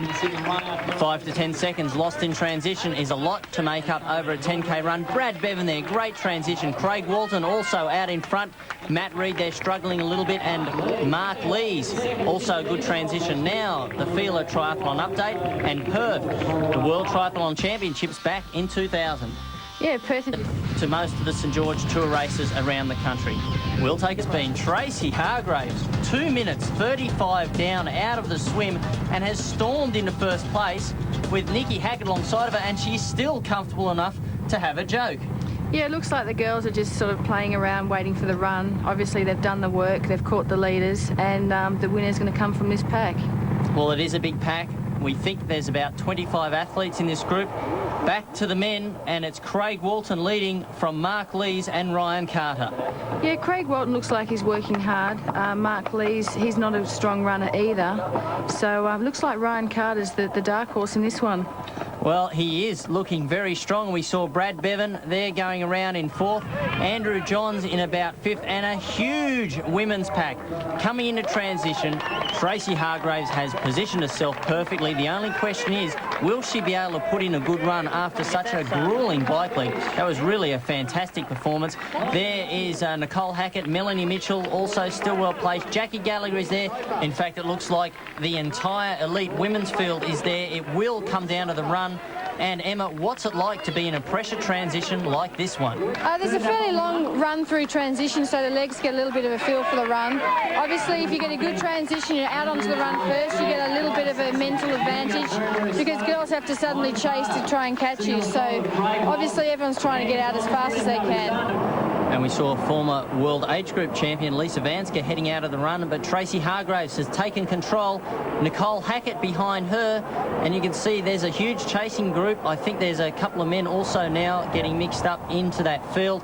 Back to the leaders, it's Andrew Johns now, who has moved through on the fourth lap. to take the lead in this race? It's a fairly deceptive run. It looks easy. The hills are short. I think they're the kind of hills that disrupt your rhythm. Johnsy's taken a while to get into his rhythm. Now he's found it. He's flying along. So I think we'll have to watch how the women warm into the run, and maybe Jackie's having a slow start. Well, Tracy Hargraves certainly isn't. Josie Lone behind her, then Melissa Ashton. She's a good runner. Watch for her. But Andrew Johns appears to be dictating the pace, and Mark Lees and Brad Bevan slipping back. Yeah, they are slipping back, but people like Brad, I mean, he hasn't raced for over years, so this kind of distance, he's got 10K to work with, and I wouldn't write off Brad at any stage of a race. Well, we've seen it before. He does come back, and Tracy Hargraves, though, is showing a form we have never seen before. Andrew Johns now picking up the pace, and it looks like he's hurting the others. He is hurting the others. You've got a grimace on Craig's face there, and Ryan Carter seems to be struggling to hold the pace. It's certainly increasing towards the final stages of this race. Mark Lees and Shane Reed still well placed, but Andrew Johns has found his stride. He does like a course where he can ease into it, where the corners aren't too sharp, and as we can see there, they're gradual turns rather than straight round a can. And Tracy Hargraves has increased her lead over Jackie Gallagher every lap. It was 10 seconds at the end of lap 2. It was 30 seconds at the end of lap 3. It's just increasing all the time. I think what we're seeing here is the difference between being race fit and training fit. This is Jackie's first race out. Tracy raced a couple of weeks ago and won a half Ironman, so she's into the groove of racing, and all Jackie needs is to get a few more races under her belt, and she'll be a lot more competitive. Well, Brad Bevan has made a charge. He's now moved into second place ahead of Ryan Carter, and mentally Brad is so strong. Yeah, Brad's very strong. He's just throwing himself around the run course now. He doesn't mind feeling a bit of pain, and he's just starting to pick up the pace, and he's going to start chasing Johnsy down. Well, Shane Reed there still, but Andrew Johns is in the home straight, and obviously urged along by a great crowd here in Perth. He is. He's just given his training partner Greg Bennett the high five. I think Johnsy's a little bit too aware that Brad's chasing him down, so he's not exactly going to start celebrating until he's crossed the line. Bevan going hard for home, but it will be Andrew Johns, the European and British champion for this last season, who will start the St George Tour, just as he did last year. A win in round 1 here in Perth, and enough time to wave to the crowd and walk across the line. He didn't want to waste too much time, though, because here comes Brad. Well, a strong second, and exhausted himself, and Ryan Carter third. So, Johnsy, a great race for the first one of the season. I'm pretty happy, yeah. I wasn't even going to race this race, but Locke Bombhouse is in our squad. He pulled out, so I got his air ticket. And what was the critical part of the race for you? I didn't feel so good at the start of the run, but I worked into it, and about halfway through the run, when I caught the leaders, I felt pretty comfortable, so I knew I had them then. And now Tracy Hargraves, a smile on her face as she welcomes the applause, and a certain victory for her. This is always the nice part of the triathlon, waving to the crowd, acknowledging the people that have been supporting you the whole 2 hours, and here comes Jackie as well. Well, Jackie looks certain in second place, but it's Tracy Hargraves who has run 2 minutes faster than Jackie Gallagher over the 10K to win round 1 of the St George Tour. Yeah, it's a well-deserved win by Tracy. She made up a big deficit after the swim. She worked hard on the bike, and she ran strongly, so she's obviously the best athlete on the day. A fantastic performance, and Jackie Gallagher there, a big fan of the St George Dragon, and welcoming the crowd. A huge support group here for triathlon, and it'll be great to have it back for the World Triathlon Championships in 2000. And Nicole Hackett, two-time World Junior Champion in third. Hey, well, Tracy, your first win in a St George Tour race. You're fairly happy about that? Yeah, definitely. I mean, that's what I've been waiting for. It's a little while coming, but it makes it all worthwhile. A very happy winner, as is Andrew Johns. Bevan second, Carter a strong third, Shane Reed in fifth. Mark Lees in sixth, and the juniors, Mackenzie and Carlefeld, well placed. In the women's, Hargraves, of course, winning ahead of Gallagher and Hackett. And our juniors, Mitchell, Lone and Hoyle. From Emma Carney and myself, bye for now.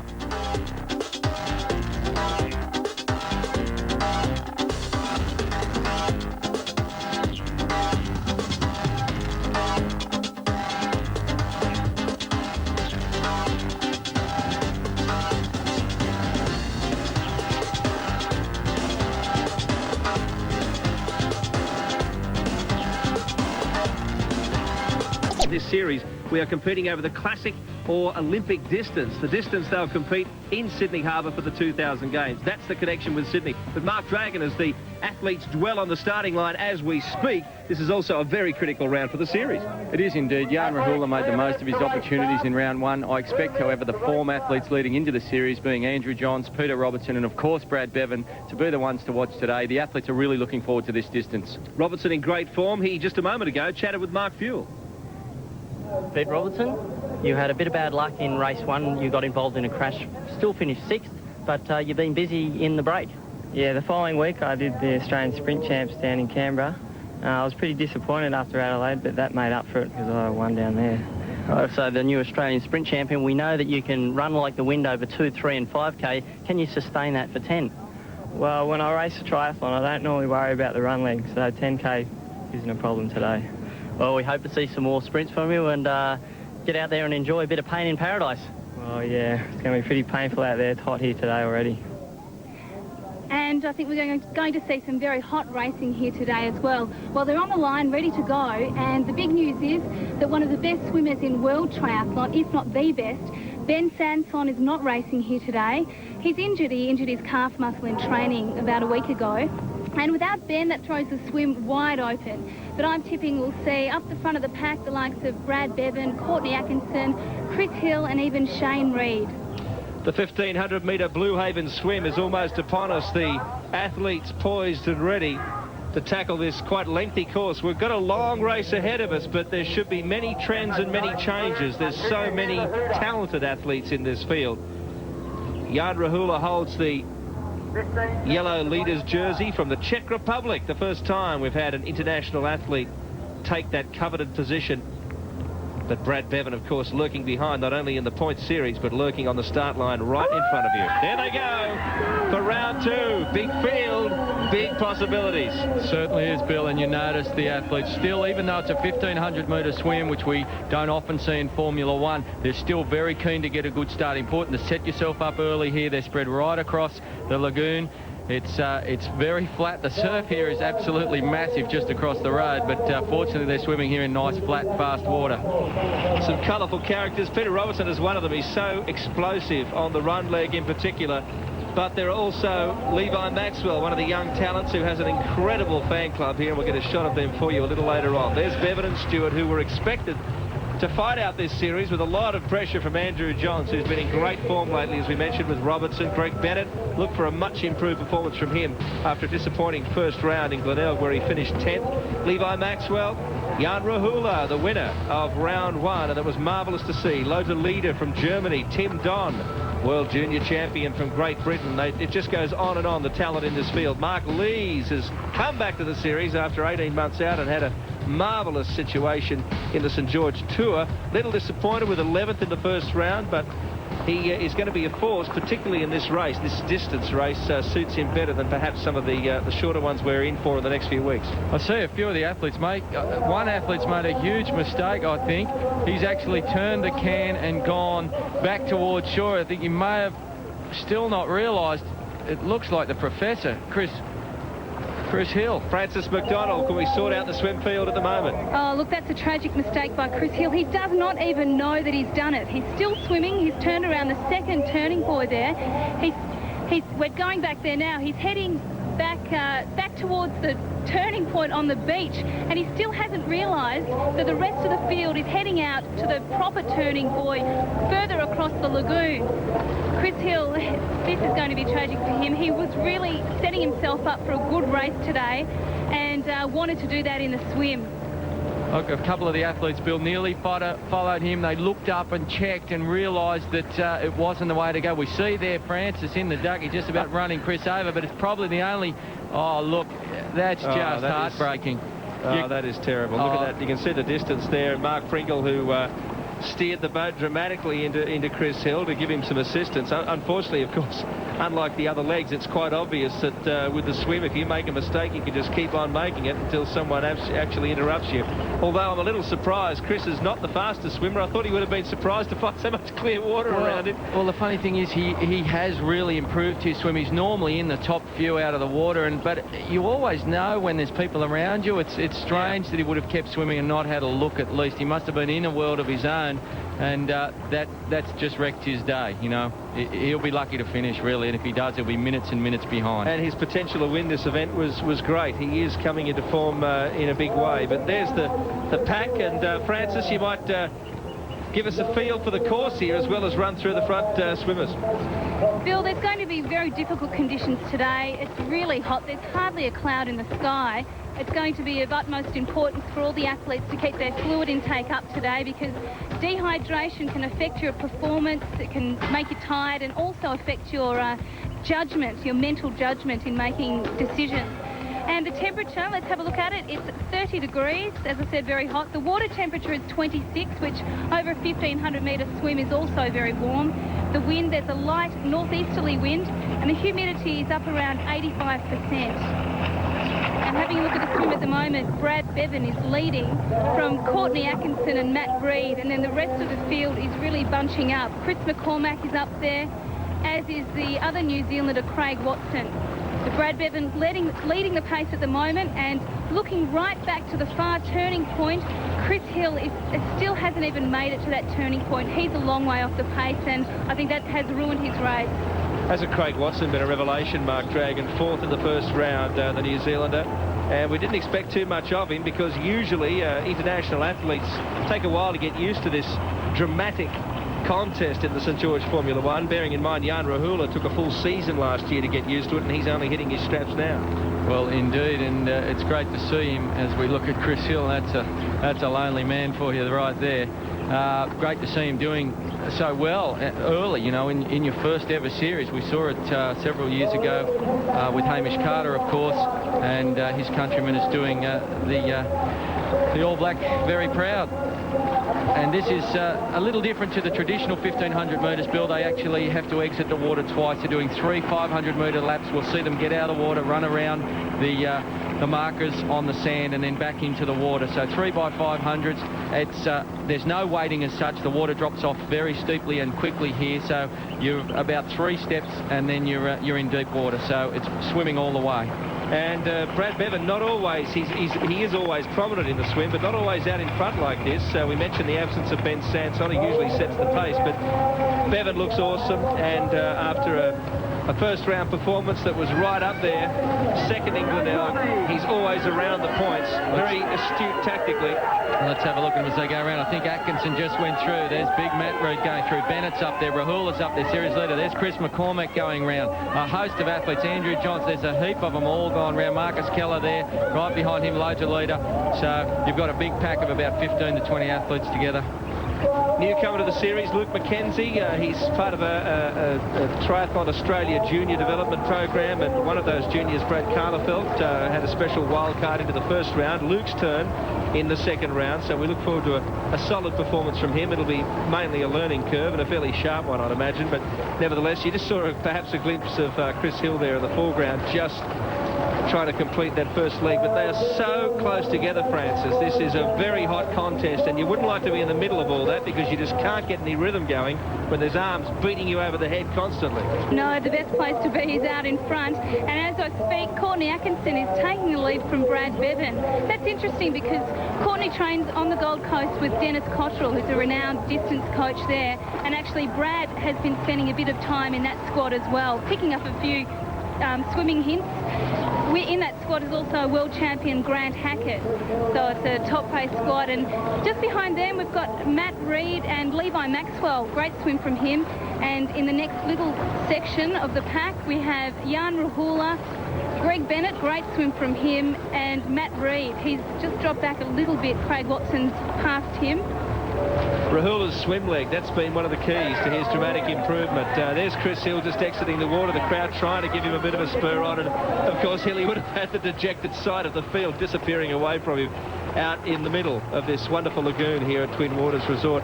There's a quick look at the placings. Peter Robertson having a good swim as well.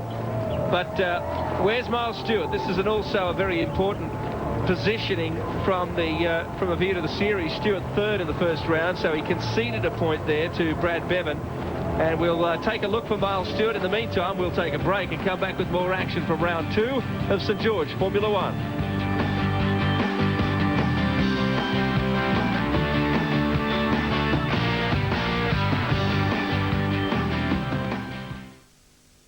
Join us for the final round of the ultimate test of man against man with Australia's elite saltwater athletes, celebrating 10 years of adrenaline-pumping action. From Sydney's Manly Beach, the final of the Uncle Toby's Super Series, 3 o'clock Sunday on 10. Pep up your motor after the holidays with 5 litres of Castrol GTX cut to $12.95 at Pep's for a short time. Pop into Pep's now. Buying a used car? You have to haggle, and it's easier to haggle with the cash in hand. So get a smart start with an Elcom Credit Union car loan. We lend cash for cars over 5 years old. Elcom Credit Union, where the smart shopper starts. Kobe Bryant averages nearly 20 points a game in the toughest basketball competition on earth.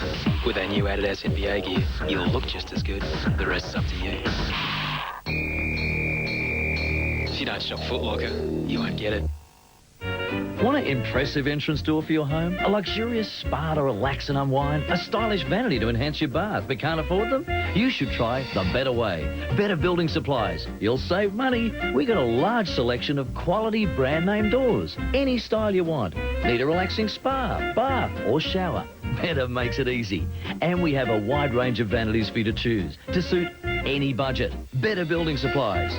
You'll buy better because we're better. Looking for a new car? Want to buy a used car? Don't have to go far. Kelly's got the right car. Come on out to Kelly Holden Cardiff. And Gateshead.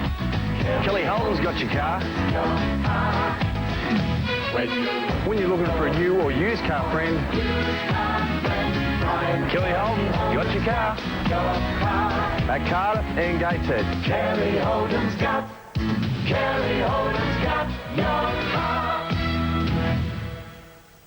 We thought, wouldn't it be great if we came up with a healthy frozen meal? With the Heart Foundation approval. It was a balancing act. Cutting the fat and the salt wasn't actually the hard part. A 12-month balancing act from start to finish. Keeping the flavour is the difficult part. We had to pass a whole range of taste tests. Create the whole meal and do it all over again. And the Heart Foundation said yes. We really earned that tick. And now it isn't just one healthy frozen meal, it's 23. Choosing healthy food only takes a tick. All you really need is Heart.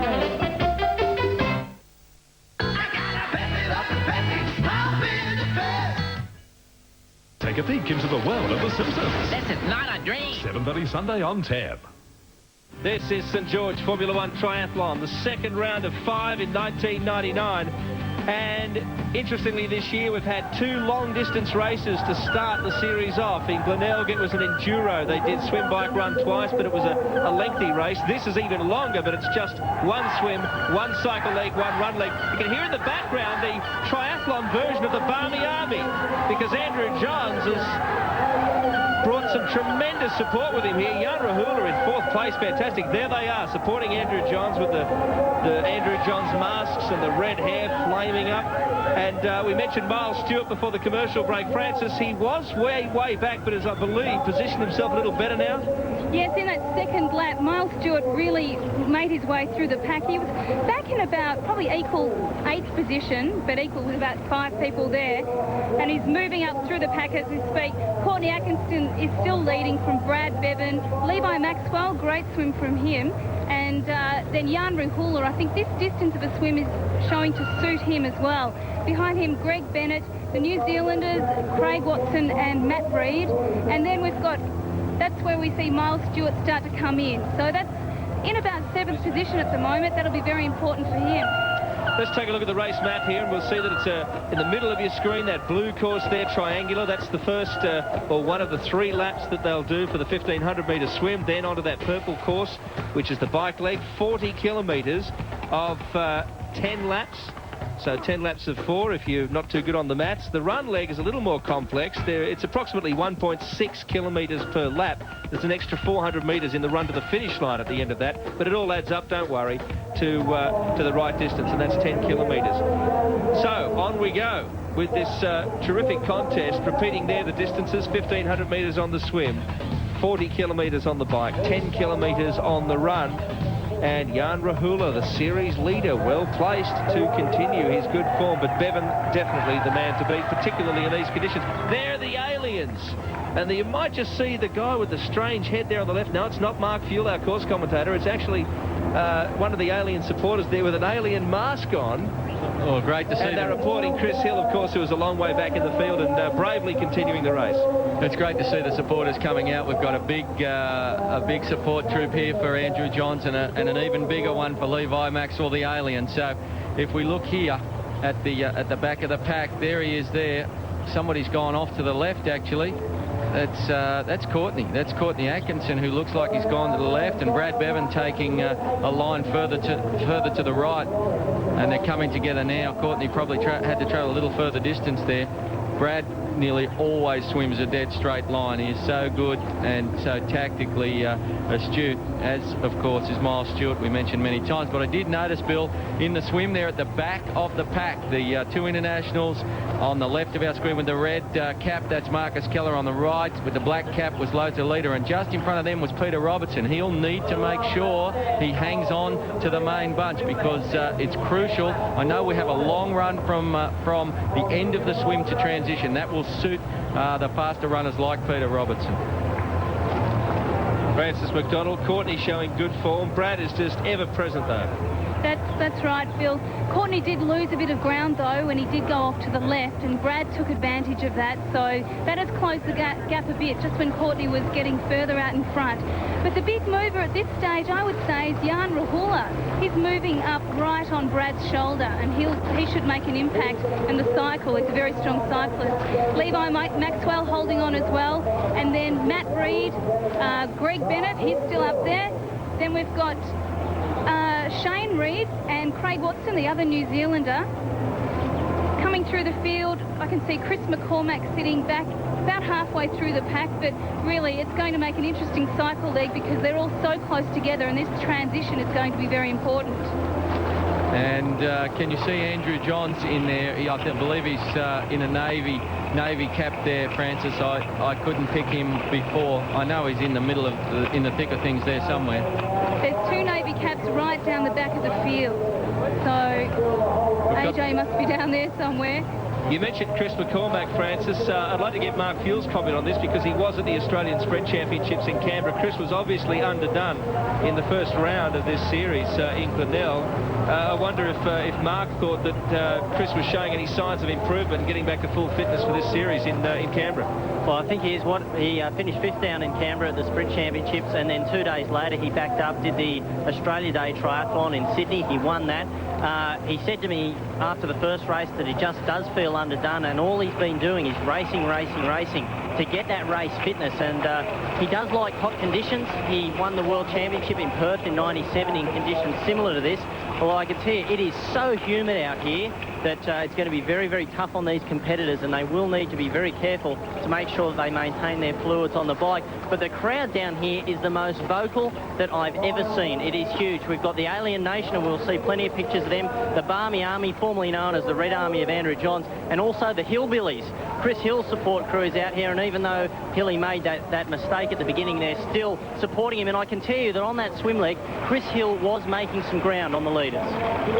Amazing stuff. It must be terribly lonely to be in that position, particularly on national television when you've been made so distinctive by a simple error. There's a shot of Hilly on the top left-hand corner of your screen there in the distance.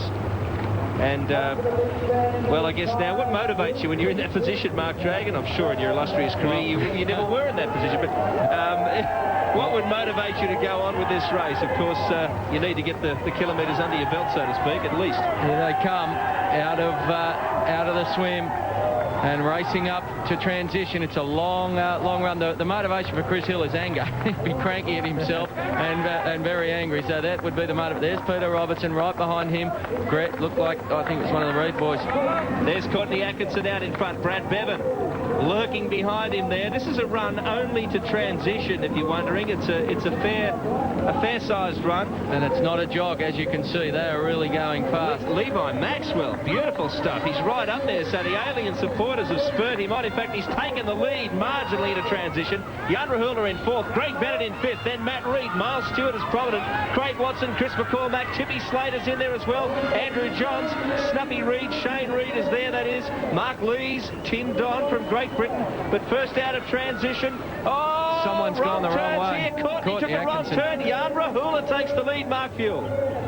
The big transition there was by the alien Levi Maxwell. It was about 2 seconds, but they've come out and they've gone left instead of turning right. Now, it hasn't cost them too much. I would expect there'll be one big pack on the bike, but also see Lota Leader heading out now. He had a slow transition. The Europeans do seem to suffer at that, and also Marcus Keller going out. That was a blindingly fast transition from Levi Maxwell, and he is fired up here. But Jan Rahula, there he is, series leader. Talk about fired up. A man who's been training with some of Australia's elite triathletes in the Jindabyne area at altitude and has learnt so much from the likes of Greg Welch and others, and has employed that in this series to full effect. I doubt very much at this stage, Mark Dragon, with 40 kilometres ahead of him, that he's going to do anything rash, but at the moment there are only 4 guys in his front pack, which is a little unusual. There certainly is, and Bevan's one of them. I think we've also got Levi Maxwell, who's in there as well. You can see that there's no real structure yet. You've got 4 at the front, you've got then stragglers, you've got groups of 2s, 3s, 4s. You would expect that they'd all be together, and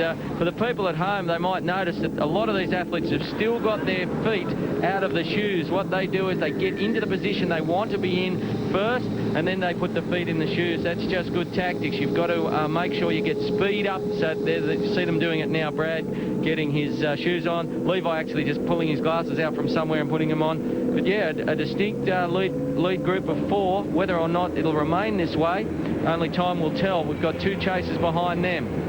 It's Courtney Atkinson, Levi Maxwell, Brad Bevan, of course. And I think it might be... I think Greg Bennett and Miles Stewart, 2 very good cyclists, and they know how to go. I think those 2 would be the next pair that are trying to track down that front 4.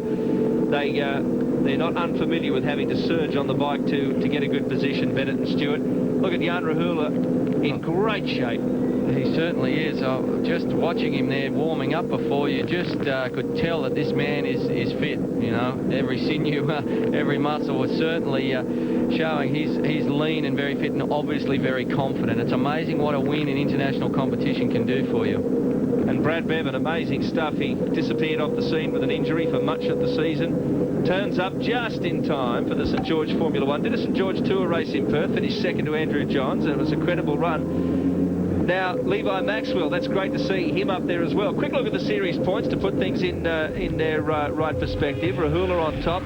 2 bonus points for taking a win in a round. That's why Rahula was 3 clear of Bevan. But from there on, the difference is only 1 point. Stewart and Bevan, obviously a great battle going on there, but they can't let Jan Rahula get ahead of them every week or they just won't win this series. Watson, great performance first up. That's why we're so disappointed about Chris Hill, 5th in the first round and really poised to do good things in the second. So that's obviously very disappointing.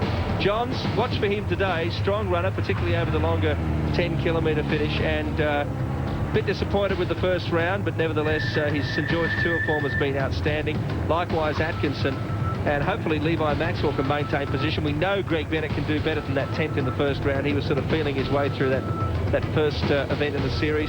Down at the very colourful Chippy Slater with the pink and blonde combination hair this week. Marvellous to see. Bryce Quirk, Marcus Keller from overseas. It's quite an experience for him that he's not really faced before in Australian conditions.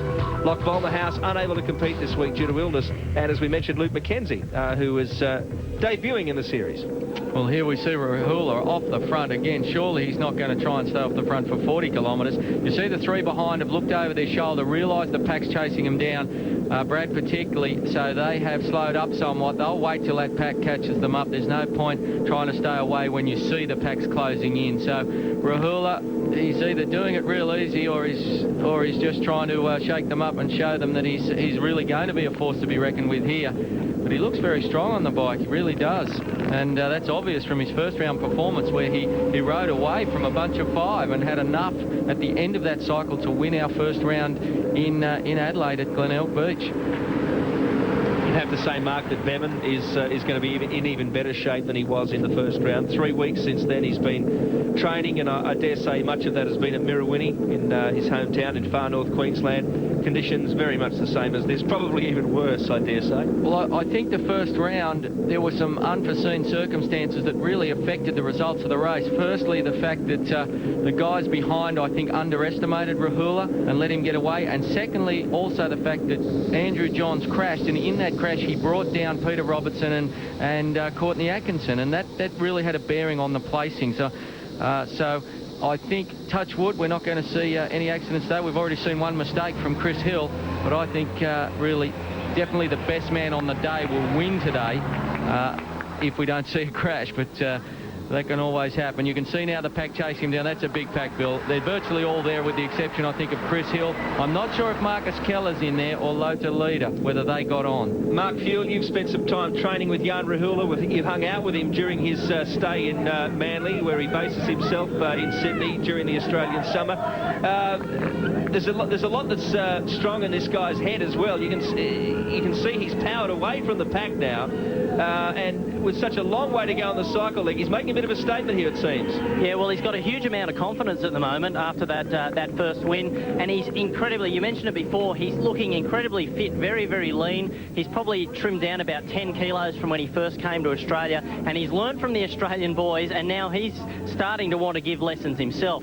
And I think he's strong enough to ride at the front of the pack, but I would imagine that apart from Chris Hill, it'll be a huge pack ride. It'll come down to the run. This was the site of the World Aquathon Championships at the end of last year, and this is where Shane Reed won.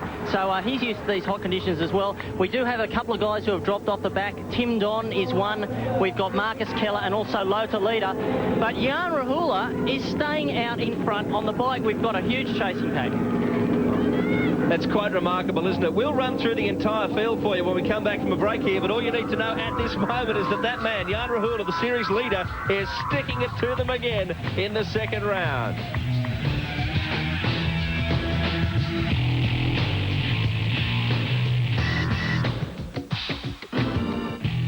7:30 Tuesday, stress on a young marriage. They repossessed my computer. I'm going to lose all of my customers. The demands. Write the check. If I don't get my money, then I'm never going to be able to get you what I owe. Friday. Now it's time to come out. I want to tell Nat about us.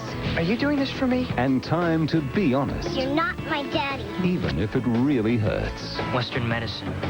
They'll poison your body in order to cure it. God, I hope this works. Since we've been talking, you haven't been scratching. Party of 5, 7:30 Tuesday on 10. Pep up your diesel with 10 litres of Castrol GTD. Just $34.90. Now that's an all right price. All right, get it? Only at Pep's. Pop in now. Want a better door at a better price? Better Building Supplies. Beautiful Roseland entrance door with spring frost glass. Better's price, $149. Our 4-panel exterior door, only $69. Better Building Supplies. You'll buy better because we're better. Need money now? Then you need instant cash. Need to buy something now? Then you need instant cash. We've got just about everything, VCRs to jewellery. We lend on just about everything. No hassles and no delay. Kelton Street, Cardiff, Beaumont Street, Hamilton and High Street, Maitland. Michael Koppel presents the Goo Goo Dolls live for the first time in Australia. And I don't want the world to see me, 'cause I don't think that they... Performing tracks from their fantastic new album, Dizzy Up the Girl. Don't miss the Goo Goo Dolls with Bachelor Girl, Thursday, February 18, Newcastle Workers Club. Tickets on sale now at the club, presented by New FM. Do you want something more than the federal government 30% rebate on private health insurance? Join HCF with hospital and extras, and we'll not only pass on the 30% rebate, we'll also waive our usual waiting periods, and we'll give singles $50 and families $100 towards health courses like quit smoking, weight loss, gyms and sporting equipment. Find out why so many people recommend HCF for better benefits and better value. Call now for an instant cover note. Are you ready to take the challenge? Come to beautiful Foster Tuncurry March 13th and 14th for the Viking Challenge. Six-a-side soccer at its best. Over $6,000 in prize money. For inquiries, phone 655 46851 or 655 92136.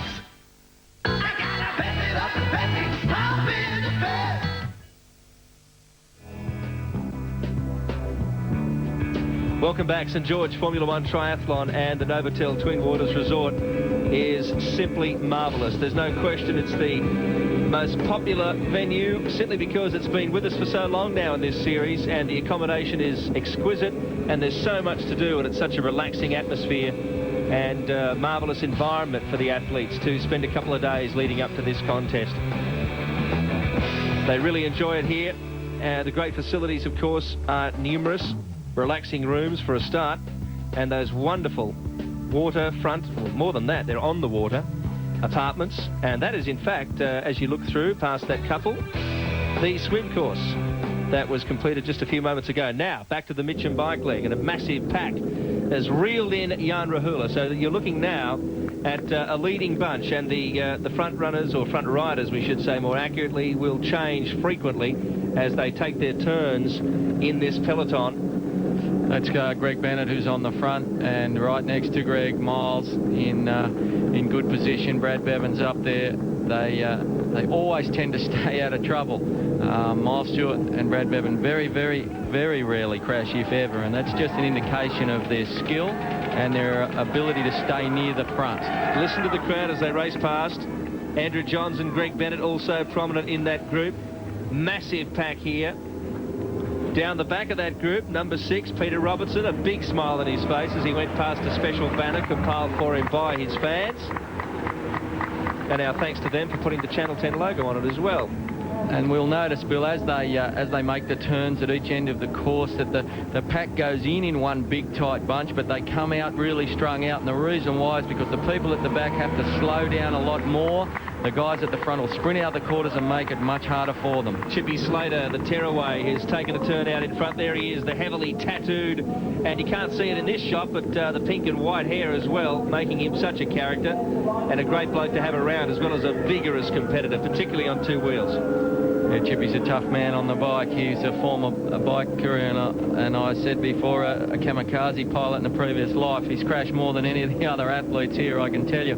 We can see 3 athletes off the back that Mark Fuel mentioned. I think that was Keller, Don, and Lotalita. But the big pack is here, and of course Chris Hill's right off the back. But this is where the action is. Mark Fuel, there are obviously some runners with their form better than others in this event, and you'd have to expect the weaker runners to try and do something over this 40k bike league.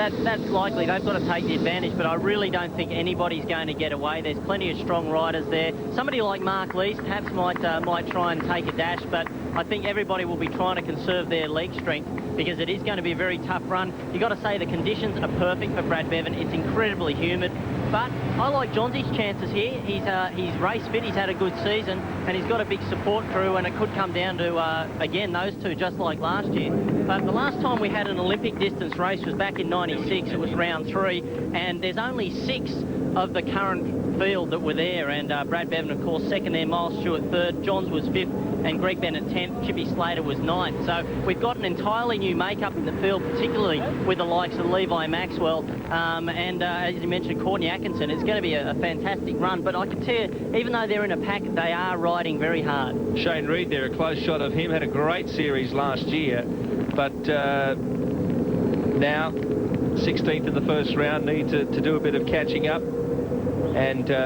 won the World Aquathon in '98, as Mark pointed out, on this very course, beating Ben Sanson. Let's have a look, though, at the first round in Glenelg, which really set the scene for what we hoped would be a magnificent series, and Jan Rahula's great victory.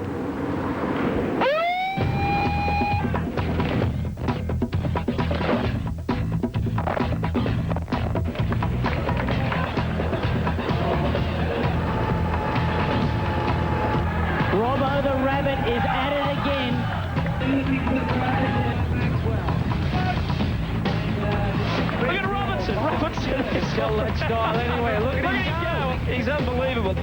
Well, it's Jan Rahula who's gone off the front again.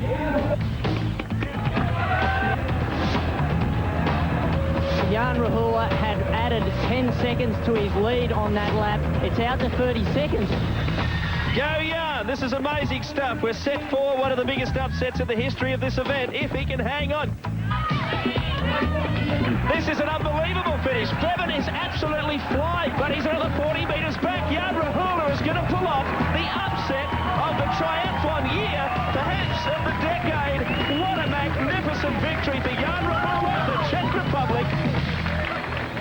Reliving the great moments from Glenelg, and I'm sure there'll be plenty more here at Novotel Twin Waters Resort in a much warmer far north Queensland, or North Queensland anyway, and Mark Lee's doing the job again. Well, we thought this might be the case, didn't we? The man with Spider on the back of his costumes and is quite a story, Drags. It is indeed. Mark nearly gave up the sport a couple of years ago, felt that, you know, his form had dropped away, was almost out of it. Has made a comeback, and a stellar comeback in the past 6 months. Has won some big races, beaten the likes of Greg Welsh and some of the other top guys, and it's great to see him back. We'll take a break from St George Formula One round 2. Plenty of action still to come. That man Mark Lee's hoping to pinch a break. We'll see if he can. We'll take one for now.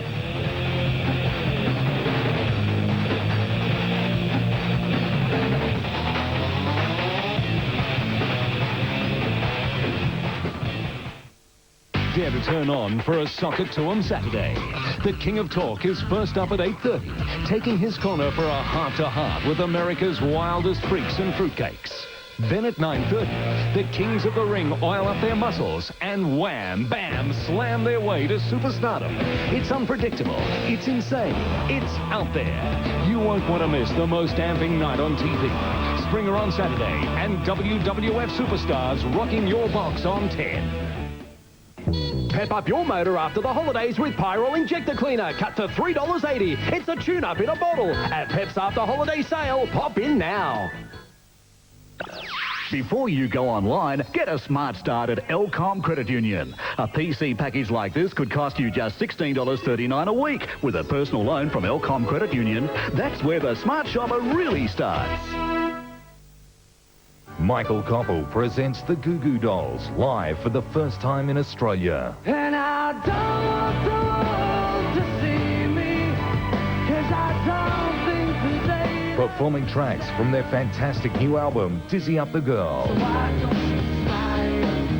Don't miss the Goo Goo Dolls with Bachelor Girl, Thursday, February 18, Newcastle Workers Club. Tickets on sale now at the club, presented by New FM. Looking for a new car? Want to buy a used car? Don't have to go far. Kelly's got the right car. Come on out to Kelly Holden Carter. And Gateshead. Kelly Holden's got your car.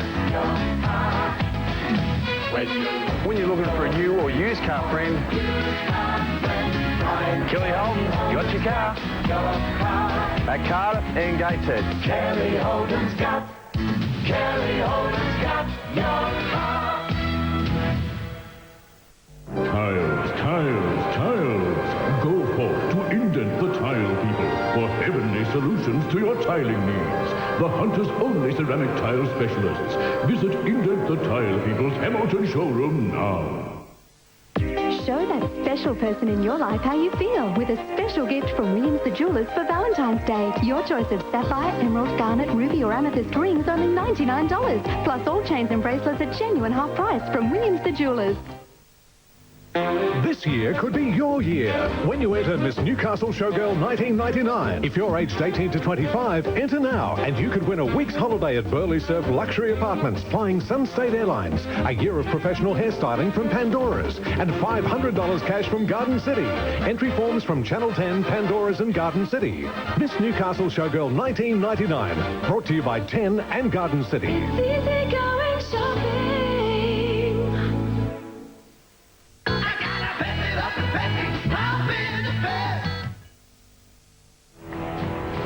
This is St George Formula One, round 2, Novotel Twin Waters Resort. Little bit of a break here as Mark Lees takes it to this massive pack, which as you can see by its very size, struggling to get round quite a decent turnaround point there. A couple of points to be made here. Firstly, though, we'll go to Francis McDonald as we see the one of the signs here on the side. A lot of support for the athletes, Francis.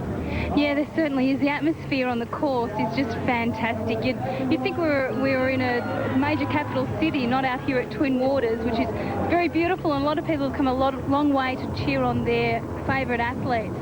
But just looking at the way the race is panning out, I was talking to a few of the athletes throughout the week, and it's pretty much going along the lines of how, like Miles Stewart predicted. He predicted there'd be a big pack in the bike and that the race would come down to the run. Brad Bevan felt the same way. He's been doing a bit of running in Canberra at the Australian Institute of Sport with the likes of national representative, long-distance runner Sean Crichton. So he, at this stage of the year, feels that the run is going to come very important, and I think that'll have a big impact today. And it's quite interesting to see how Brad fine-tunes his training to meet the demands of those around him. That is, every year the challenge gets greater as the legacy of Bevan's dominance is passed down to the younger athletes and those from overseas. But every time they challenge him, he seems to be able to match them, and that training with Crichton fits in with the Bevan psyche. He just seems to have all the answers, and more importantly, he knows where to find those answers as the need arises. Levi Maxwell doing particularly well. Looking right now, Chippy Slater. And going to have a look now at a near thing, and this goes to show what we're talking about with the difficulty of a big pack. Watch the right of his screen. The cyclist here is Jan Rahula, and he did have a bit of wheel slide there, Mark Dragon, as he hit that witch's hat and remarkably stayed upright. Well, very importantly stayed upright. That could have been disastrous. He took the corner too fast. That's what's happened. He's come out too fast. He's hit that cone with his front wheel and still stayed up. Normally you hit something with your back wheel, you can stay up, but if your front wheel hits something, you nearly always come down. He did a real good job to stay on two wheels there, and with the three guys coming the other way, that could have been disastrous. Chippy Slater takes a turn, powering on, making a bit of an impact with that very streamlined helmet of his. And he's been around the series since its very beginning. He has done some racing in Japan this year, did a duathlon, no what you'd call major races, and no major results in Europe either. It's been a fairly quiet year for him. And the lead is not great, but Chippy just trying to break up this pack, I suspect, and at least narrow the options for the run leg. If you were Chippy Slater or, in fact, Mark Lees, you'd try and bring one or two with you. You'd say to them, you know, there's plenty. So these guys talk to each other whilst they're riding. I know they're going hard and the heart rates are real high, but they're that good that they can talk to each other during this ride. And I'm surprised. Look at that shot, fabulous. We've got the surf on one side, it's huge, and the beautiful Twin Waters Resort on the left there. As we see them go out, I'm surprised that Lees and Chippy Slater haven't spoken to each other and said, okay, let's do it as a team, you know, because two certainly is going to go a lot faster than one. Yeah, it plays into the hand of people like Miles Stewart and Brad Bevan, so masterful with tactics, and they always seem to be able to manipulate the situation to their own benefit. Chris Hill still lonely, and he certainly isn't in front. He's a long way back and just bowling along, building up some kilometres for the very next weekend's event on the Gold Coast, where there'll be 3 sprints, so quite a remarkable change of pace for these athletes.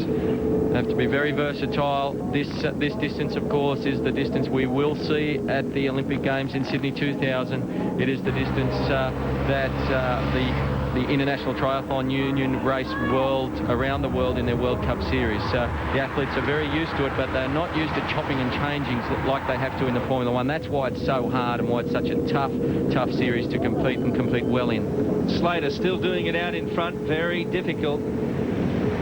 Has built that lead as they career down the hill. Rahula has been very prominent in this pack, staying out of trouble, well, but for that little bit of an incident we saw, which was of his own doing, really.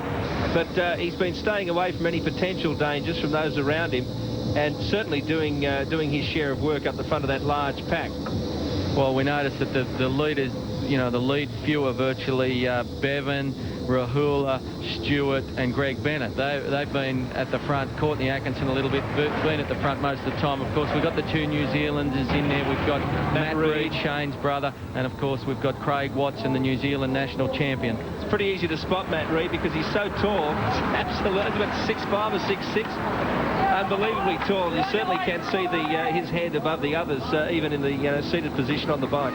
Well, for the distance they've already travelled, it's amazing that Peter Robertson's been at the back of the pack the whole way. Here we see Chippy Slater. That bike there, for those people at home, that's called a soft ride. It's a suspension system where the beam that they sit on just sits up and flexes as you go over bounces. Some of the athletes, particularly those with bad backs, tend to like these soft ride bikes. Most, however, do ride a conventional style frame. Peter Robertson, just about a lap ago, cruised past at the back of the pack, looked up at us in the commentary position here and gave us a wave and a smile. Now, he's a great character, Robbo, and incidentally, if you looked at the highlights from Glenelg earlier on, you'll notice he's grown a beard in the 3 weeks since that round. But I don't know if he should stay there for very much longer, Mark. Well, it's okay to stay at the back if you're sure the pack's going to stay together. The moves, there he is, right there at the back of the pack. The moves in this type of race could come at any time. You know, Miles or Brad might decide to go and take half a dozen with them. So, you know, Robbo's obviously doing it very comfortably. The problem is that he can lose concentration by laughing and waving and doing that sort of stuff. So, you know, if his coach is watching, and I'm sure he will, they will watch this race, maybe he has to just concentrate a little harder. Slater in front, Bevan taking a turn with Jan Rahula and the chasing pack, and the Levi Maxwell fans chanting his name as they cruise past. But we're going to take a closer look now at the man who sadly made a dramatic mistake in the swim and is way off the back and riding alone. The man they call the Professor, Chris Hill.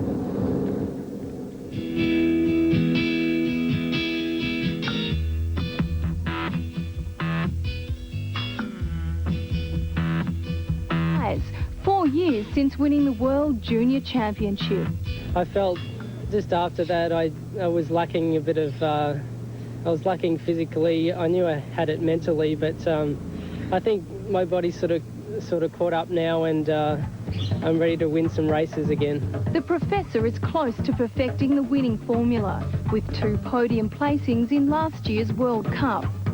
Peter Robertson there. Healy had the best transition for us. I must believe I can do anything. Small in size, Hill is big of heart and of mind. I don't have as much raw power as everyone else, but I've got to really look at other ways to make a difference and get the edge. With the top 3 series placings in his sights, Hill believes his best chance of a win will be in the F1's longest race, in the heat at Twin Waters. Being a smaller athlete, you don't sweat as much, you don't feel the heat as much, so I'm quite confident the little guy's going to give it to him.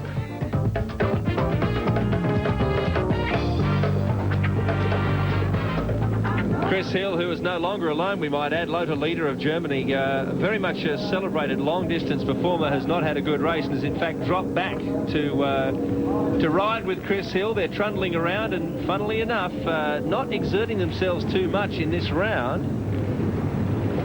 Might just help them for next week. There's only a week's recovery time. There's Lothar. We're having a look now at what happened a few moments ago. Lothar slowing down, and Chris Hill is about to catch up with him. And there he is, absolutely trundling along at the moment at about my maximum pace, as a matter of fact, by comparison. But he's going to be joining Chris Hill, and I reckon they'll save a little energy. Look for a good performance a week later, Drags, on the Gold Coast. Yeah, I mean, there's really nothing you can salvage out of this race other than finishing, getting 1 or 2 points, and as you say, not exerting too much energy. Oh, they can drop their worst result too in the series. It's just fortunate that they're allowed to drop 1 race. But race leader Chippy Slater, and he's been looking over his shoulder. I think he's might have given up the ghost at this stage. If you see there, he's sitting upright. He's not down in the aero position. He doesn't look to be trying to power away, because the guys just leave him out there. You know, just that tantalising 50 metres. Leave him out there. Let him work himself over and expend a lot of energy. And then next thing you know, they'll pull up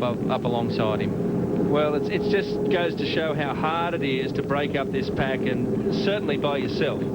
If 4 or 5 riders got together, as you mentioned, and tried to do it, there's Chippy now, not expending much energy at all. He's waiting for them to come back, and basically has just used up a lot of petrol in the process. Well, we must also look at conditions, course conditions and wind conditions, atmospheric conditions. Today it's very flat course. There aren't a lot of turns, just 2 at each end really, and a couple of corners, and there's no wind, so it's very hard to stay away. Mark Fuel, we have a withdrawal. It's Lothar leader, number 13, pulling into the transition area, so Lothar's really going to save some gas for next weekend. But look at this, Mark Lees is once again taking a turn in front, and there is a pattern forming here, Mark Fuel, that you notice the likes of Bevan and Stewart have not done too much hard work in this cycle leg so far. No, they've been guarding their position at the front very aggressively, but Chris Hill's also out. I've got him here. I've got Chrissy here, Hill, with me, and Chris, very bad luck today. You weren't losing any time to them on the bike, but tough doing it by yourself. Yeah, it's such a shame. I took a wrong turn in the swim. They don't call me the Professor for nothing.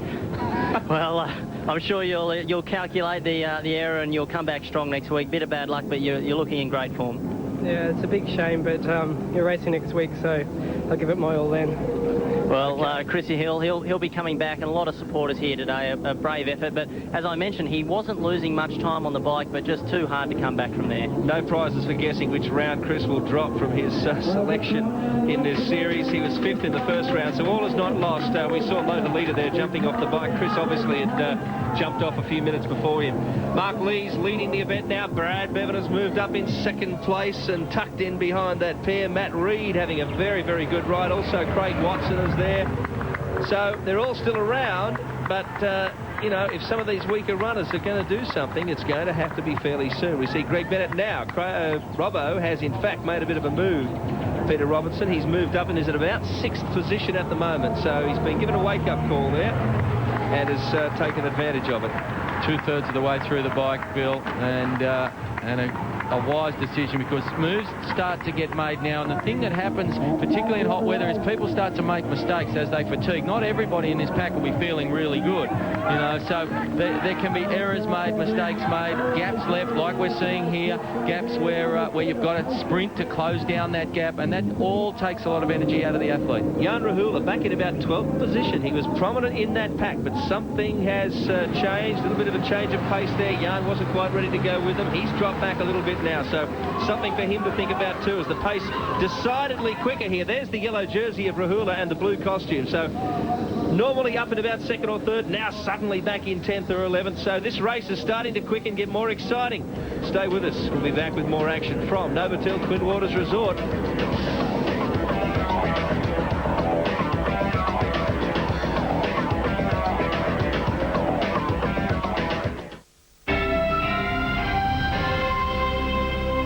Australian political figures have been paying tribute to former South Australian Labor Premier Don Dunstan, who's died at the age of 72.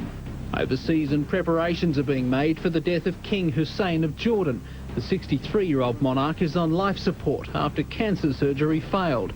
And more strife for heavyweight boxer Mike Tyson, back in jail for assaulting 2 motorists. Details first at 5.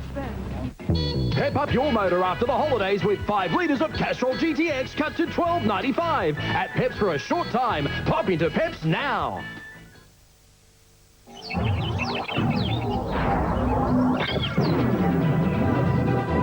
Find the future today with products for the next millennium from Godwin's Better Electrical.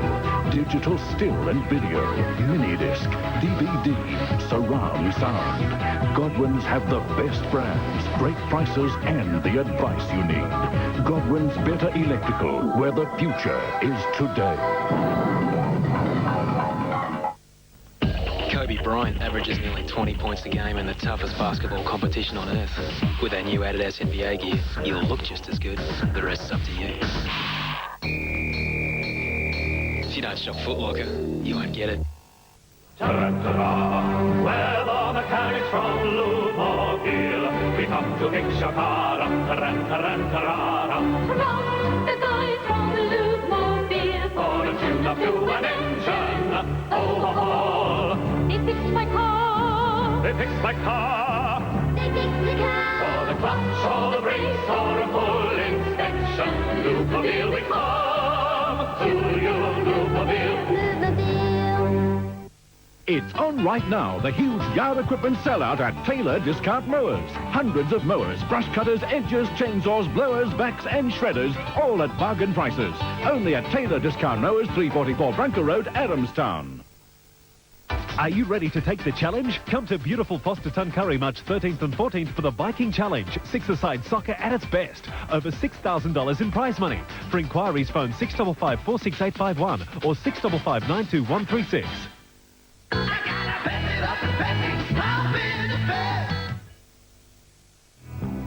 We're back at Novotel Twin Waters Resort. Twin Waters, why? Because there's this beautiful lagoon in the background, but this accredited surfing instructor will also teach you how to use a surfboard, how to use kayaks, any watercraft basically, with great safety and precision, so you can enjoy not only the lagoon behind you, but the very beautiful beach along the road here where they're cycling at the moment. And Twin Waters is the only resort in Australia, I believe, Bill, that has surfing instruction like that. It's great to see because the surf is just across the road and it's massive today. As How Greg about Bennett, some cycling instruction? Greg Bennett's giving them all that at the moment. Yeah, the lead's changing, and I believe the pace is quickened. We're up here, obviously looking at the monitor. Mark Fuel's down there. It seems, Mark, that the pace has certainly quickened. It certainly did. As they started that last lap, there was some sprints going off the front. Brad Bevan, as always, was well positioned. Chippy Slater and Mark Lees were the ones making the jump. Looks like Greg Bennett is now the one doing that. The danger is, as we mentioned before, Robbo had put himself towards the back of the pack, and when the sprints do come, if it's a good one, you'll miss out totally. Now, at the moment, Robbo's moved up, but Chris McCormack is towards the back of the pack, so he's in the danger zone. But what is happening is that up front, they're very, very aggressive about preserving those top few positions, and when you've got guys like Brad and Miles and Greg Bennett, who are very experienced, to try and move from the back and squeeze in between them, there's never any give. They'll go around the corners, they won't budge an inch, and so it does become very, very dangerous and quite terrifying at times because you're squeezed in between 4 or 5 guys heading around a corner. So that's why it is sometimes hard to move up. They're now coming back towards the Xerox transition. They have bunched up, and again, it's Jan Rahula at the front of the pack. Yeah, significantly too, Craig Watson and Matt Reid, the two Kiwis, were up in that attack alongside Greg Bennett. Jan Rahula's up there once again as well, and Levi Maxwell is doing extremely well. That's him right there, the alien, taking a turn in front, number 10. Okay, we have 3 laps to go now. It's about time to get some tips from the commentators here on what should be a very, very exciting finish. First of all, Francis McDonald, your thoughts?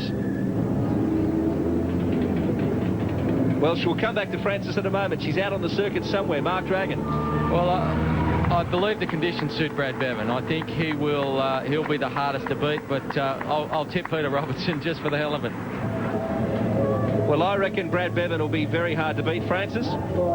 Yeah, so I think an unknown quantity in this race is Craig Watson, the New Zealander. He's the New Zealand national champ and the New Zealand half Ironman champion, and he did run very well in the round 1. So I think he'll be one to watch. And Robbo, if he can get up on that cycling pack, and also Brad Bevan, you can't go past him. Well, Francis has got the Mark Field disease. She's having 2 bob on everybody. Mark Field, I believe you're cured now. You're only going to give us one name for a change. Yeah, look, I'm a patriotic Aussie, but I'm going to go for the European and British champion, Andrew Johns. I just think he's looking very comfortable. He said he was just ready to unleash the big gun when he crashed at the first round in Glenelg, and I've never seen him so adamant about the fact. He just came up and said, I'm just certain I would have won that race, so I'm going to go Johnsy. Well, let's hear from Johnsy right now, who was 7th in Glenelg.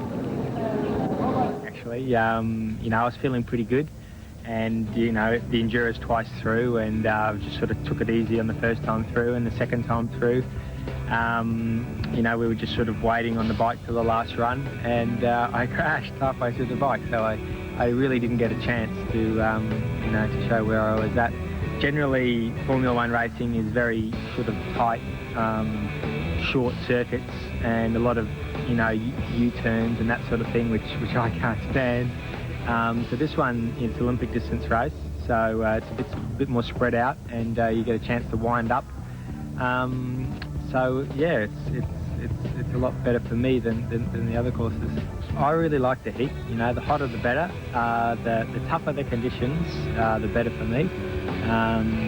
You know, I handle that heat quite well, and everyone races, you know, no matter how hot it is, everyone's got to put up with the same conditions. So, you know, perhaps the run will be a bit slower or whatever, but I seem to cope with it a lot better than most. So I'm hoping that it's a scorcher and very humid. Johnsy there.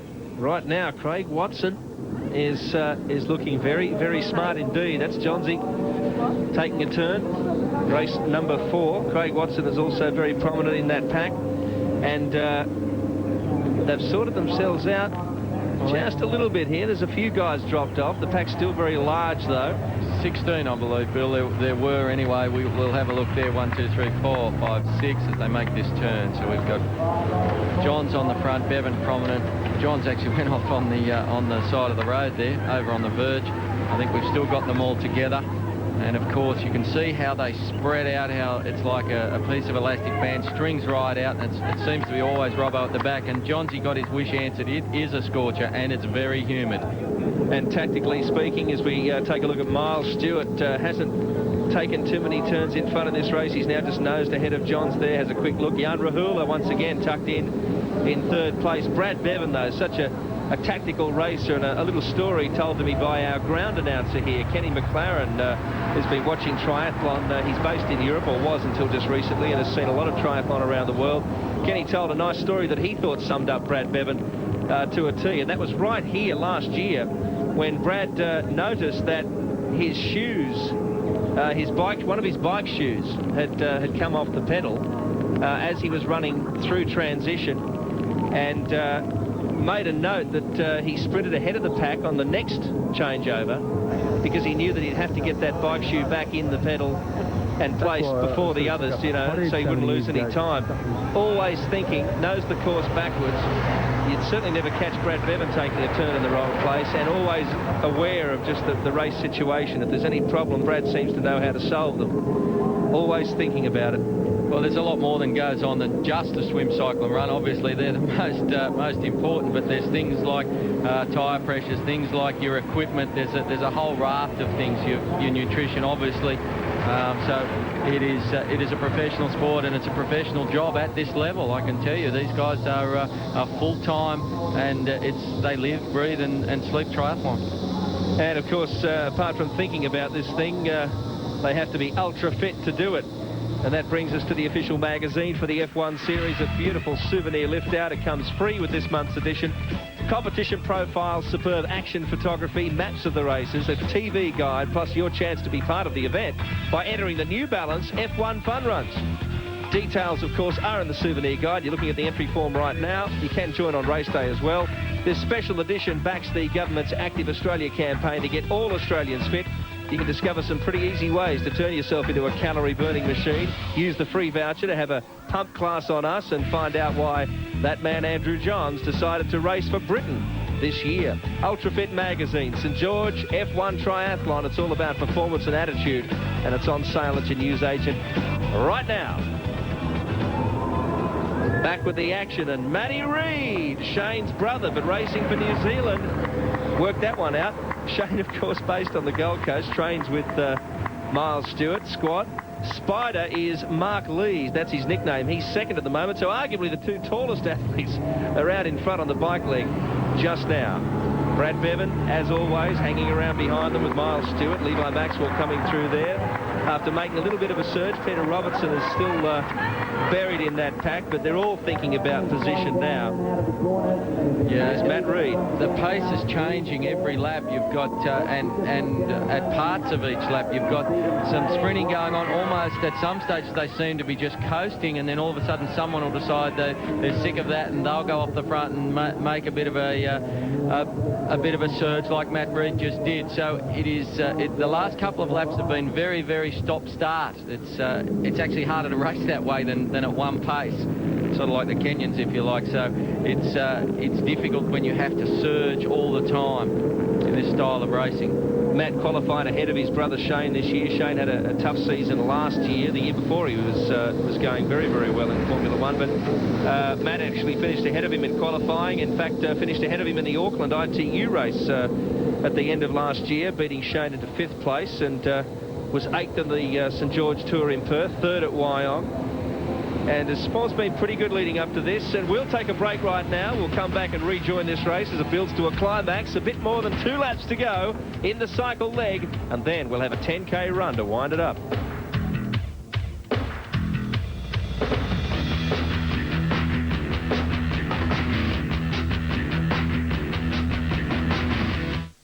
.30 Monday. Turn on to the world's wildest police videos. Man, he's flying. Reckless criminals in dangerous high-speed pursuits, hostage standoffs, and shocking, insane crimes of passion shown before your very eyes. Suspect is out of the car. He's going over that fence. Witness never-before-seen footage.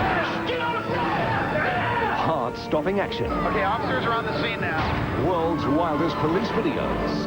7:30 Monday on 10. Pep up your diesel with 10 litres of Castrol GTD. Just $34.90. Now that's an all right price. All right, get it? Only at Pep's. Pop in now.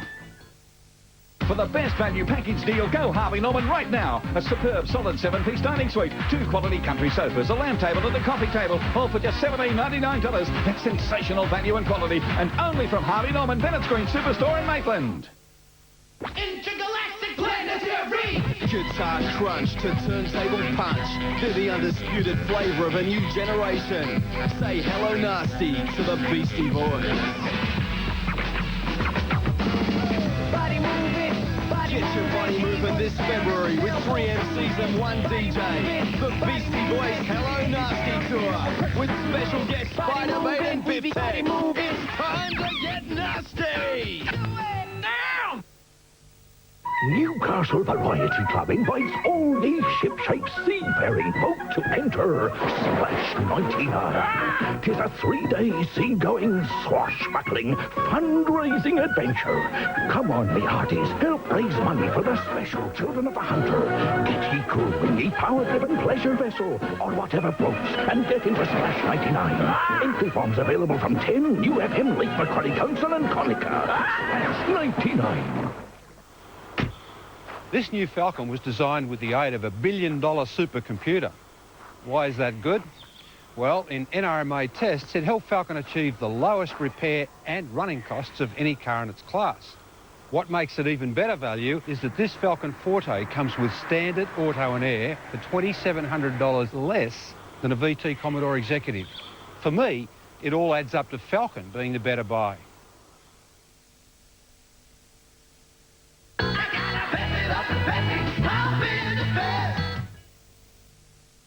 4 o'clock every afternoon. The Beach Club comes to life here at Novotel Twin Waters as they feed the pelicans. It's great for the kids.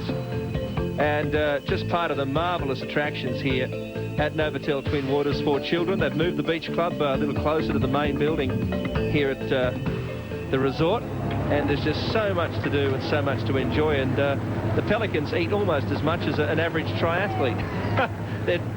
Their diet is very, very extensive, and no doubt because they have to fuel themselves for such exhausting races as this. Right now, taking a little streak out the front is Greg Bennett. Great to see him back and in form. 7th in the series in 94, 5th in 95, 10th in 96, 5th in 97, 7th in 98. He is always up there, Greg Bennett, and runs a pretty handy 30.3 for 10K. So maybe if he's in shape, he can do some damage here. Yeah, Greg has been at the top of triathlon for many years, right up with the, in the top 10 in virtually all the races all around the world.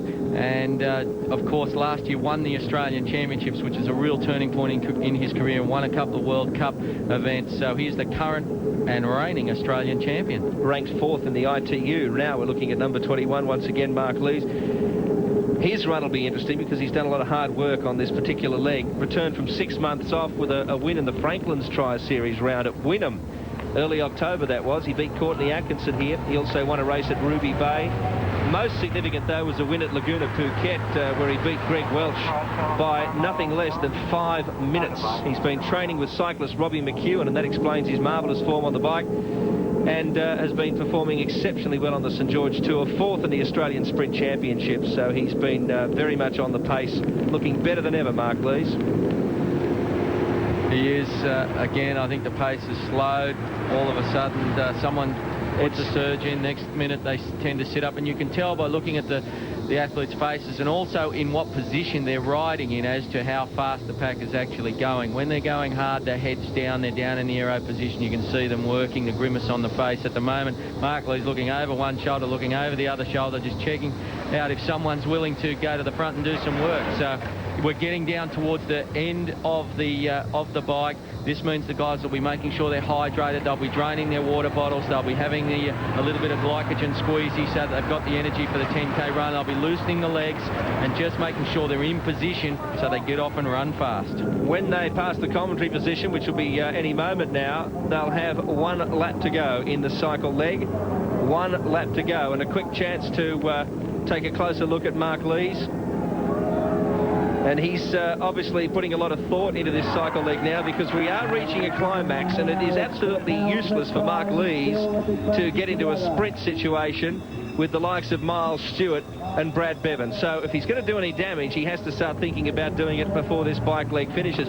Mark Fuel, I would expect there's going to be some kind of surge from somebody on this last lap, but it'd be surprising not to see that.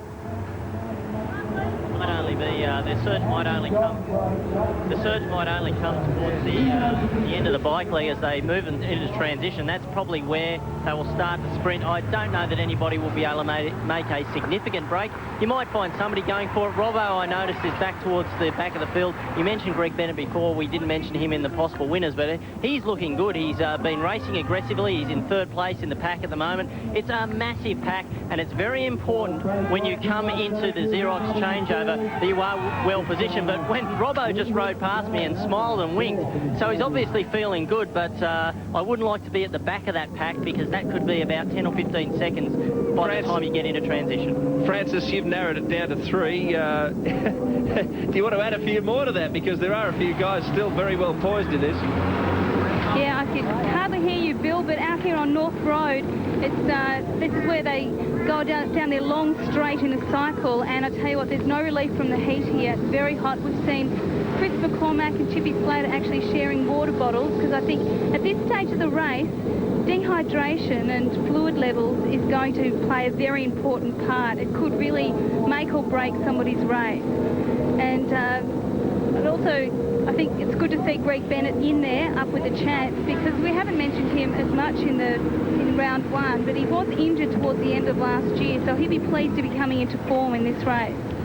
A quick mention here while you have the opportunity. If you're all fired up by watching the St George Formula 1, you can get your chance, don't you worry. The Bulletin F1 Corporate Tri-Challenge, Australia's premier corporate triathlon event, the first event to be held in conjunction with the grand final of the world's #1 series, and that is St George F1. It'll be the ultimate weekend for triathlon geeks. The chance to be egged on by the best, because all the stars will be there Sunday, March 21. Pier 1 is the venue, and it'll be a 300-metre swim, a 7K bike, and a 3K run. Gee, I can even do that. Maybe. The team event, 3-team relay, so you can only do one of those legs if you wish with a couple of partners. 7 o'clock in the morning, be there, and then you can rub shoulders with the best in the world.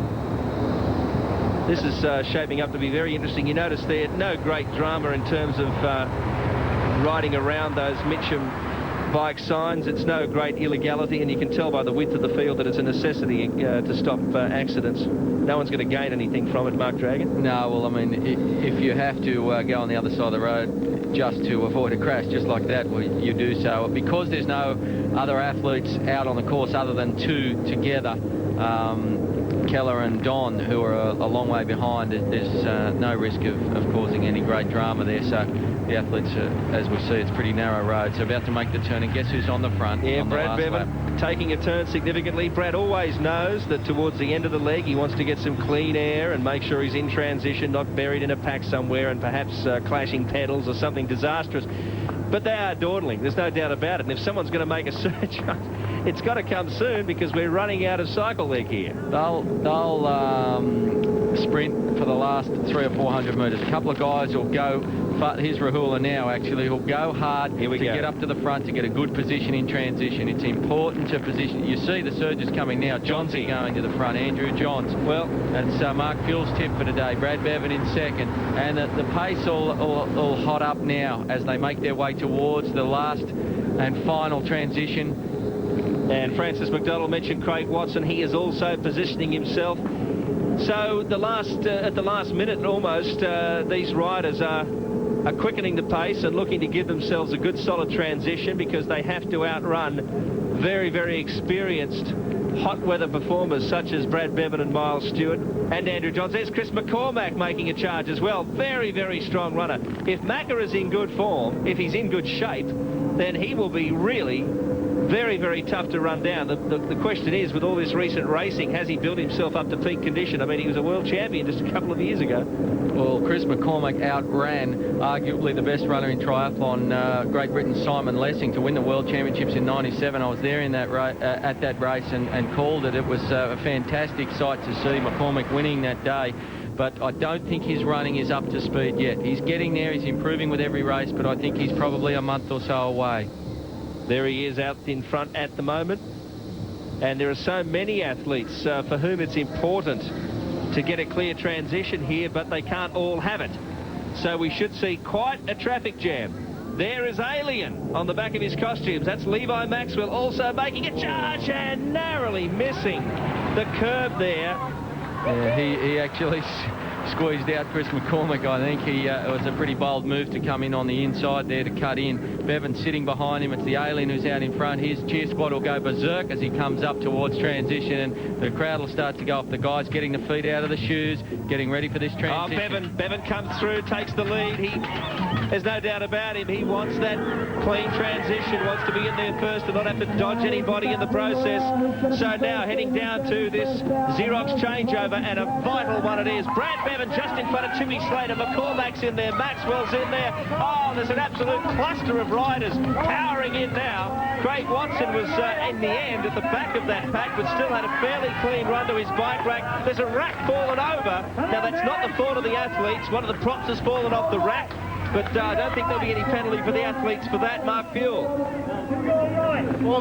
Chris McCormack and Peter Robertson had blinding transitions, went out in the top 4. Brad Bevan was out first. Everybody is there. We've got all the best runners in the field, and this is going to be a torrid afternoon. It's hot, it's humid, and Chris McCormack, to me, looks like he's in good shape. That's Luke McKenzie on the left of your screen. He's the young guy making his debut in the series, running ahead of Craig Watson at the moment, and Watson's run is blistering. We saw that in Glenelg. Look at Robertson! Robertson on the surge! He's got the beard, but it's certainly not slowing him down at all. The only part of his body that's not shaved is his head, and off he goes, out in front there, from Brad Bevan and Chris McCormack. Well, prepare for pain, Bill. That's what you have to do right now. You've got to dig real deep. Robbo will shake it up. He's the only man in triathlon I've ever seen race like this with surges all the time. He's off the front. It's Brad Bevan second, Chris McCormack third. Johns will take his time to wind into this run. He tends to wind it up and get stronger and stronger as the race gets on. 16 athletes out in front. Peter Robertson leading. Brad Bevan behind him. Chris McCormack sitting on Brad Bevan's shoulder. And there's the lead 3. The others probably about 4 seconds behind. They're not far back. Andrew Johns is there, of course. Miles Stewart was back in the pack out of transition, a little slow, which is unusual for Miles. So we can't see. Miles is back in the pack. He's at about 9th or 10th position. He's running quite well, but he's just in the thick of that cluster on the right of your screen there with Jan Rahula at the head of it. Rahula on the left looked like Courtney Atkinson on his shoulder, actually. Levi Maxwell sitting in about 6th, but it's Peter Robertson out in front. This will sort him out too. It will. Brad Bevan coming up to him. It is going to be a tough 10K foot race here. McCormack in 3rd place at the moment. Then we have Jan Rahula. Courtney Atkinson looking very good, running up there ahead of Andrew Johns, so he's well placed. Andrew Johns. And Miles Stewart is just up behind Andrew Johns. But this man, the man they call Robbo, famous, he does like the longer distance events, but he's famous for his amazing sprinting ability in the shorter races. We saw that last year when in Geelong and on the Gold Coast, he stole races from Bevan in dramatic fashion. And he's out to do it today over 10 kilometres, 8 kilometres more than he'd be required to run in a sprint race. And struggling along there, number 26, Luke McKenzie, as we mentioned earlier. This will be a learning experience for him. He's done very, very well, in fact, to hang on to the back of a cluster of elite athletes, among the best in the world, right here. And Peter Robertson bowling along, not grinning now, because this is business. Brad Bevan behind him, then Chris McCormack, Jan Rahula there in the distinctive yellow jersey. Well, we've got 1.6 kilometre laps, Bill, and then a 400 metres is tacked on to the last lap to make up the 10 kilometres. The guys have got about 6 seconds, I'd say, 6 or 7 seconds over Rahula making the turn now. Then you've got Atkinson, you've got Miles Stewart up there, and most of the other athletes, Shane Reed at the back, Luke McKenzie, as you said. Bevan will not want to let Robertson get away. He knows that if Peter Robertson gets away, and you can see here now, Bevan coming up onto Peter Robertson's shoulder.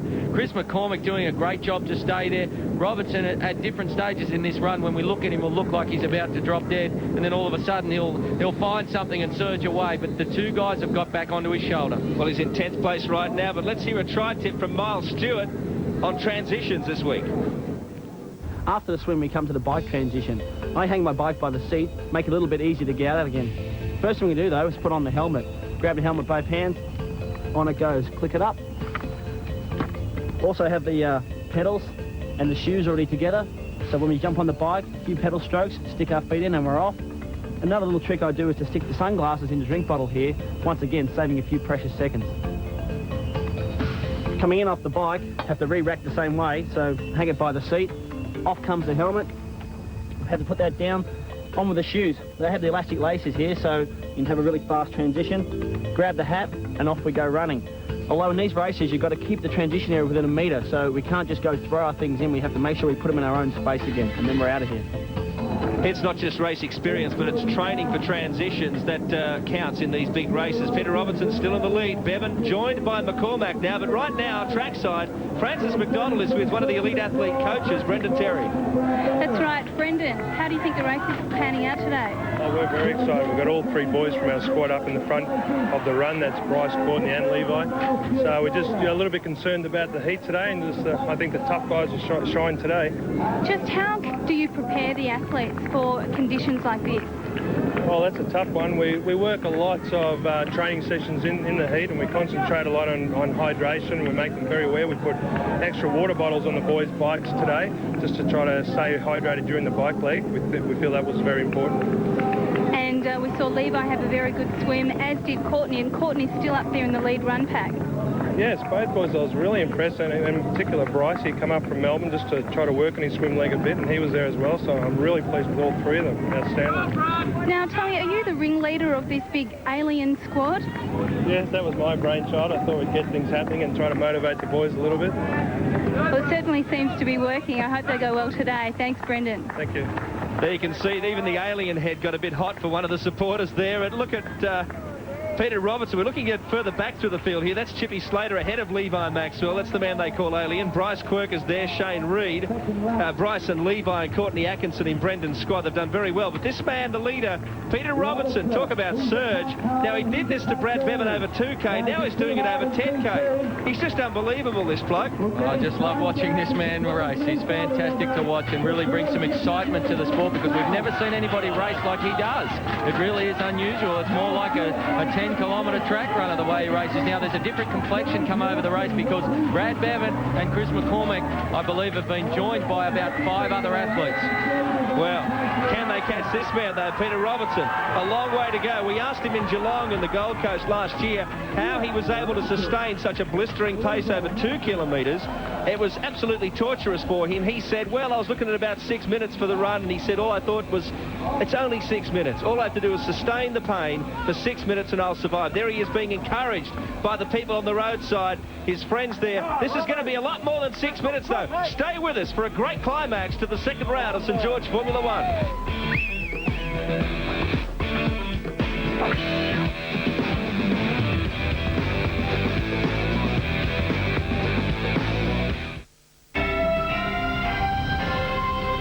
Good afternoon, Natasha Belling with a 10 News update. Tributes have been pouring in for former South Australian Labor Premier Don Dunstan, dead from cancer at 72. Meanwhile, Jordan prepares for the death of King Hussein. The 63-year-old monarch is on life support after failed cancer surgery. Pauline Hanson's One Nation party sinks deeper into political quicksand, and another knockout blow for Mike Tyson. Details first at 5. After the holidays, pep up your cooling system with 5 litres of complete fill coolant. At $4.95, it's discounted and ready to go. Pop into Peps now. Want a better vanity at a better price? Better Building Supplies. Marquise Clavelli vanity, only $2.99. 900mm Blackwood solid timber vanity, only $3.99. Better Building Supplies. You'll buy better because we're better. It's Cardiff Toyota's Bullseye Clearance. There's up to $500,000 worth of savings on new Toyotas, Kias, Subarus, plus over 400 quality used vehicles. Plus, you could win up to $1,000 cash back. Bullseye Clearance, only at Cardiff Toyota. Saxby Soft Drinks, established 1864. Soft drink makers to the Manning Valley and known to the farmers of the day as the Big Thirst Quencher. Into the 1990s, and the Saxby tradition continues. Saxby Soft Drinks, Australian owned and proud of it. Big Thirst? Head for a Saxby Soft Drink. Look for the new 500ml bottle. All your favourites are there. Still made using the original family recipes. Saxby Soft Drinks, specially made for your enjoyment. Go on, buy a bottle now. Since 1864, Saxby Soft Drinks, the original, the best. The 10 tenors, they are coming to your town. The 10 tenors with their merry tenor sound. Critics rave, they sing their praise, and most give their best.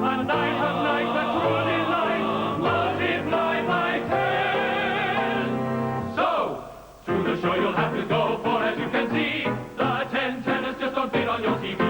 Tenorissimo.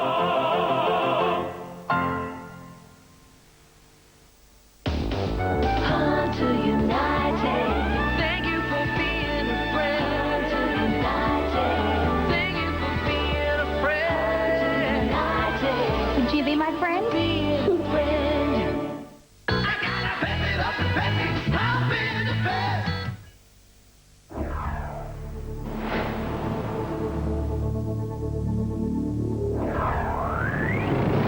I saw what that virus did. I saw it generate a new being. Where are you going? To find this thing. You are unauthorized to be here. You can kill him, but you can't kill what he stands for. I found something you're not going to believe. Ditto. It comes down to a matter of trust. Witness the brand new season, The X-Files, 8:30 Wednesday on 10. We're in for a fantastic climax here to the second round at Novotel Twin Waters, but it's been a pretty hectic week already for the athletes. They've enjoyed the marvellous facilities here, and there are plenty of them. And there aren't too many athletes with children, but there are a lot of visitors to Novotel Twin Waters who have kids, and they are just having a ball because this is one of the best resorts in Australia for children. There's the leader, Peter Robertson, but the man in the distance pursuing him, believe it or not, Miles Stewart.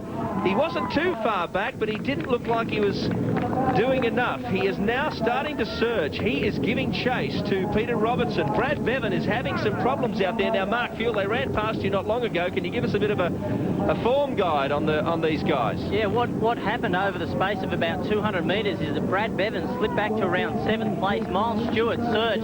Chris McCormack also went with him. It's Peter Robertson who's dictating the pace, but I can't remember a time when I've seen a pain on Brad's face like this early into the run leg. He was really hurting, and that just goes to show what a pace Robbo is setting. He's heading back now towards the transition. Johnsy was also winding up. He will work into this run, but Peter Robertson has a gap of over 50 metres. There's Miles Stewart is next, and he has another gap. I can't even see the next group yet. There's another 50 metres, and then I believe we've got Greg Bennett, Jan Rahula, Andrew Johns starting to make a move up to the front. Craig Watson is also in there, and we've got Chris McCormack and Brad Bevan. Courtney Atkinson's there. Brad Bevan is not there. No, we lost Brad. I couldn't see him there either. It's Miles Stewart who's looking fantastic. His form looks good. He looks strong, and he is out after Peter Robertson. Unbelievable that Brad could drop off.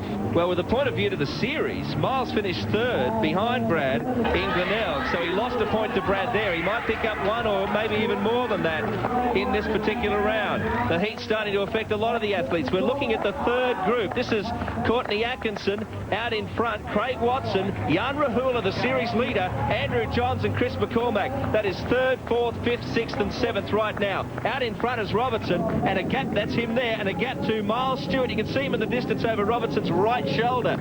And I got a feeling Miles is running pretty well and could well catch him. There's a long way to go in this contest, a good 4 laps to go of this 1.6 kilometre loop, and then there's a 400 metre, dare we say, sprint to the finish. But that's Robertson. There's the gap to Stewart, and a similar gap, probably a bit more, to the next athlete, and that's Courtney Atkinson. So the stage is set. The gap's about 9 seconds, and there's about 8 and 9 seconds. That's Bevan has just dropped right off the pace. This is unbelievable. Remember, of the 5 results in this series, you can drop your worst, and we might just be looking at the result that Brad Bevan decides to exclude from his portfolio in 1999. Miles Stewart just takes some water from the Gatorade thirst station, but this Xerox run is... there you can hear the Johnsy fans. But remarkable stuff. On the subject of runs, a quick reminder that the New Balance Fun Run is part of this series. It's a chance for you to get involved in the St George Formula One. Everywhere the series goes, you can turn up at 7 a.m. and run 5K. It's not much to ask. And the next one is on the 13th of February, and it'll be at the Gold Coast. Marvellous venue. You can call that number to join up, or you can simply register on the day. I doubt whether Peter Robertson will bother doing that New Balance Fun Run because he's got some serious business ahead of him later on in the day. But Peter Robertson is going very, very well at the moment, leading from Miles Stewart. The chasing pack now. Andrew Johns has taken over from Courtney Atkinson. and Mark Dragon. This will be an interesting aspect because Jan Rahula, the series leader, won't want to lose too many points. No, he won't. And as you mentioned, Craig Watson's in there. Chris McCormick's in there. There's a bunch of them. It's Bevan who's been dropped. Greg Bennett's with him. Amazing. It's almost as if Brad's suffering dehydration, and he's one of the most accustomed athletes to this type of weather, this hot, humid, sticky conditions. But I think actually Johnsy's making an impression on Miles Stewart. Miles surged off the front, and I believe they're actually reeling him in slowly. I believe you've got Craig Watson, Jan Rahula, Chris McCormick, and young Courtney Atkinson and Andrew Johns are actually closing that. You can see it here. They're closing that gap down to Miles. I think Miles put in a big surge to try and get up with Peter Robertson. It hasn't worked at this stage, and Johns is the man to wind it up. Well, Robertson at the last check was about 9 seconds ahead of Stewart, maybe a little less, but most significant, as you said, Drags, is that the second pack, which was about 8 seconds behind Miles, is now a lot closer. That shot is a little deceptive, but they have still narrowed the gap, there's no question. Craig Watson looking strong, running on the shoulder of Andrew Johns there. Johns in the blue, Watson in the black. Just behind them, Courtney Atkinson with Jan Rahula. And it's Chris McCormick who looks like he was struggling. He looks like he's off the back as we get a shot of Robbo. He's not the prettiest runner you've ever seen, but he's certainly one of the fastest I've ever seen, that's for sure.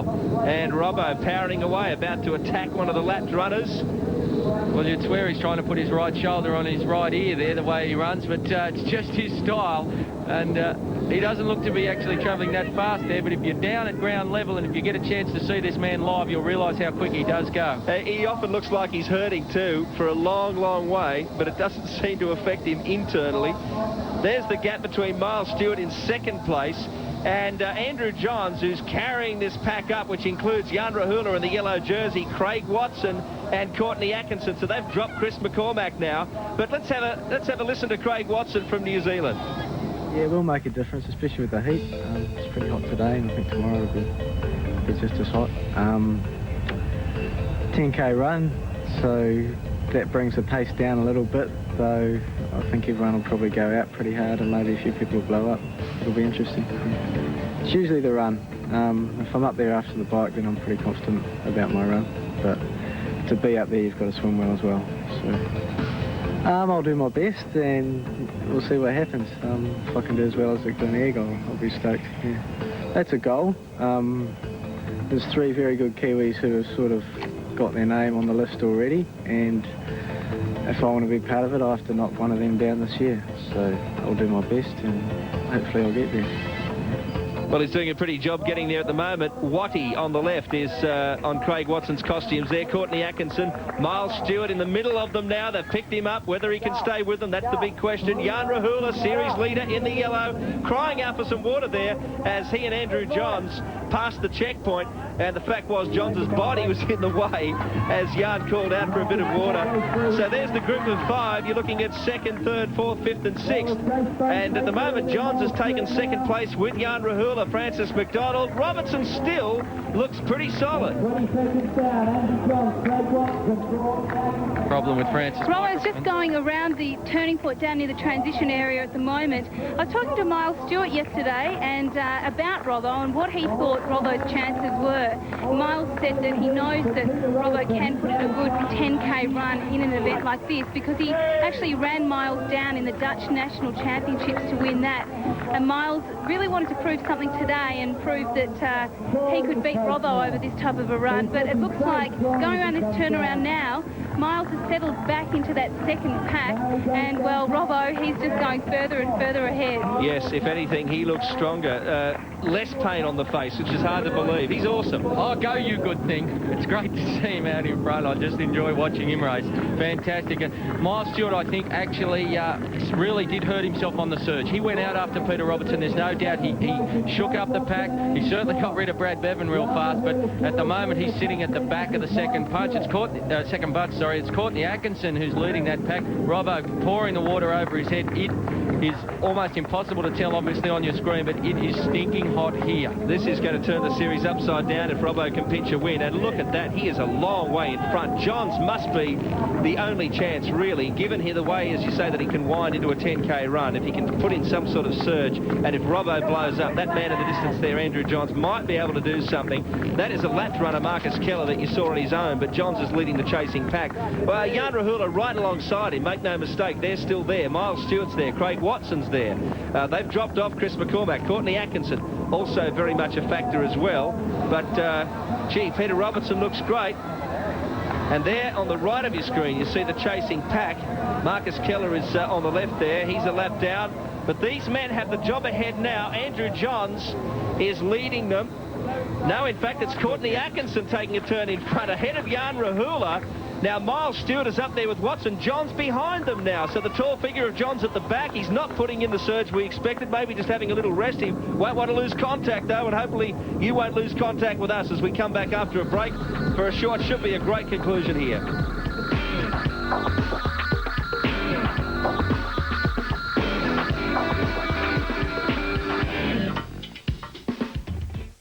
This week on Neighbours. Can you give him another chance? No, I want him out. Sarah's sticking to her guns. Looks like I arrived at just the right moment, doesn't it? And her mum's in town to stir things up. What you need's a gimmick. A full Monty. A revealing week on Ramsay Street. You'd be a natural. You've had dancing experience. Your ballroom, not tabletop. That's not to be missed. Are you seriously suggesting we should strip down to nothing? Oh, yes.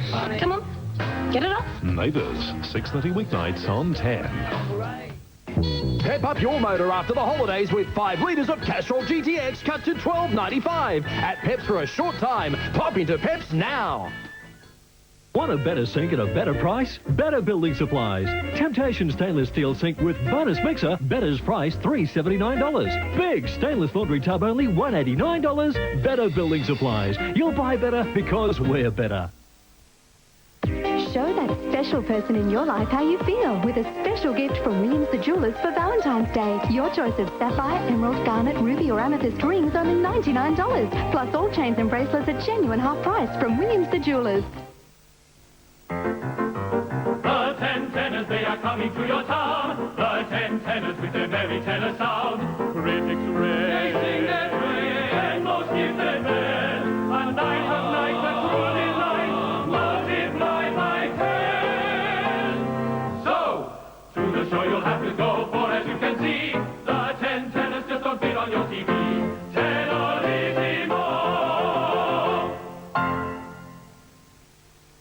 Pizza Haven Spoil Yourself Combo Meal. Any 2 large pizzas, garlic bread, Coke and a 700ml Peter's Classic Ice Cream, all for just $21.95 delivered. This is heaven. For Pizza Heaven, call Pizza Haven tonight. Australia is bedazzled by the smash hit debut album from Bewitched. With 3 sensational songs on one amazing debut album. Get Bewitched. It's on right now, the huge yard equipment sellout at Taylor Discount Mowers. Hundreds of mowers, brush cutters, edgers, chainsaws, blowers, vacs and shredders, all at bargain prices. Only at Taylor Discount Mowers, 344 Branker Road, Adamstown.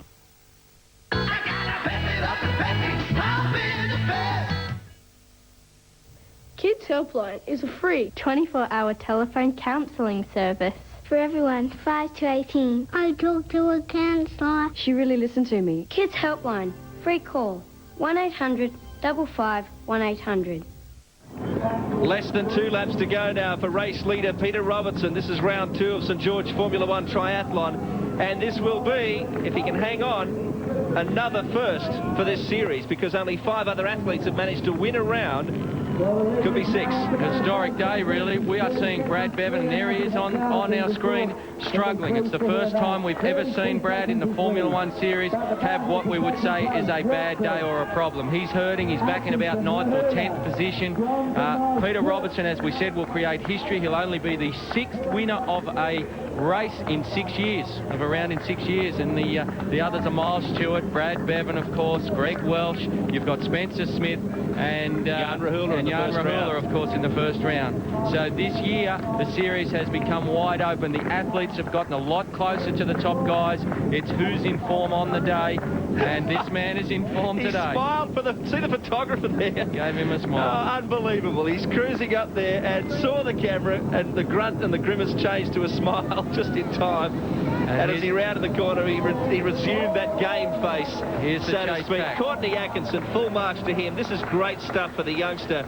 from Queensland. He's 20 this year, 8th in the series last year, runs 10k at about 32.3, and that group there of Rahula, Stewart, Atkinson and Craig Watson have dropped off Andrew Johns, which is quite surprising. different. Yeah, very surprising given Johns' recent form and his ability over 10k. Yeah. There they are now. So Atkinson looking really good. Now Rahula, the series leader, needs to get up a little bit here, particularly with Miles Stewart on his shoulder, because Stewart finished third. They're going to really shake up Brad Bevan, but Stewart finished third to Jan in the first round, so Jan will have to keep an eye on him, and Stewart also very good sprinter at the end, so Jan will want to have to surge on Miles pretty soon. But there's the shape of it. Watson, in fact, is, they're shuffling positions, that next four behind Robertson. Watson marginally in front on the last split, but at the moment Atkinson is back in front with Rahula, Watson. Miles is there too. John's just a little bit behind that bunch.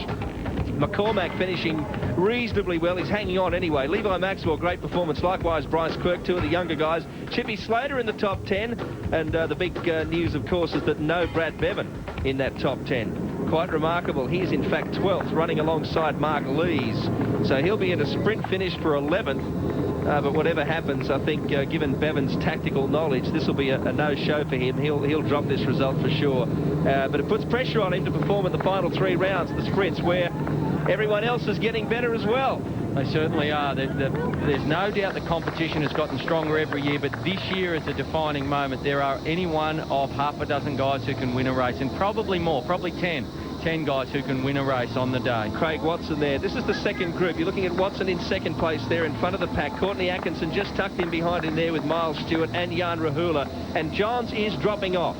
So the race for second will be between these 4 at the moment. Well, and Rahula looking okay. If he can get second place here, Mark, it's great for his series lead. Oh, well, it is indeed. Even if he finishes, depending on the other results, of course, where Miles finishes, depending where he finishes, he could well hold on his lead. It's Johnsy who's the one who's struggling. He's on the right of your screen there. Yeah. He's lost a lot of pace. Definitely dropped off back into 6th place. So it just goes to show you what the heat and humidity can do to athletes. You probably wouldn't see this type of carnage if it was a cooler day. And this series is just chock-a-block full of surprises. Peter Robertson out in front, and there he is taking another cup of water, and then a second. The thing we must mention about Peter Robinson is that he is very light. These conditions do suit a lighter athlete, as we know. They don't have to sweat as much. There's not as much surface area, so they tend to excel in the heat. And unfortunately, we weren't able to see Chris Hill because of the mistake he made in the swim. But you look at Robbo's face there. He looks like he's about to drop. He's really hurting. Got the grimace happening. There's the bell for him.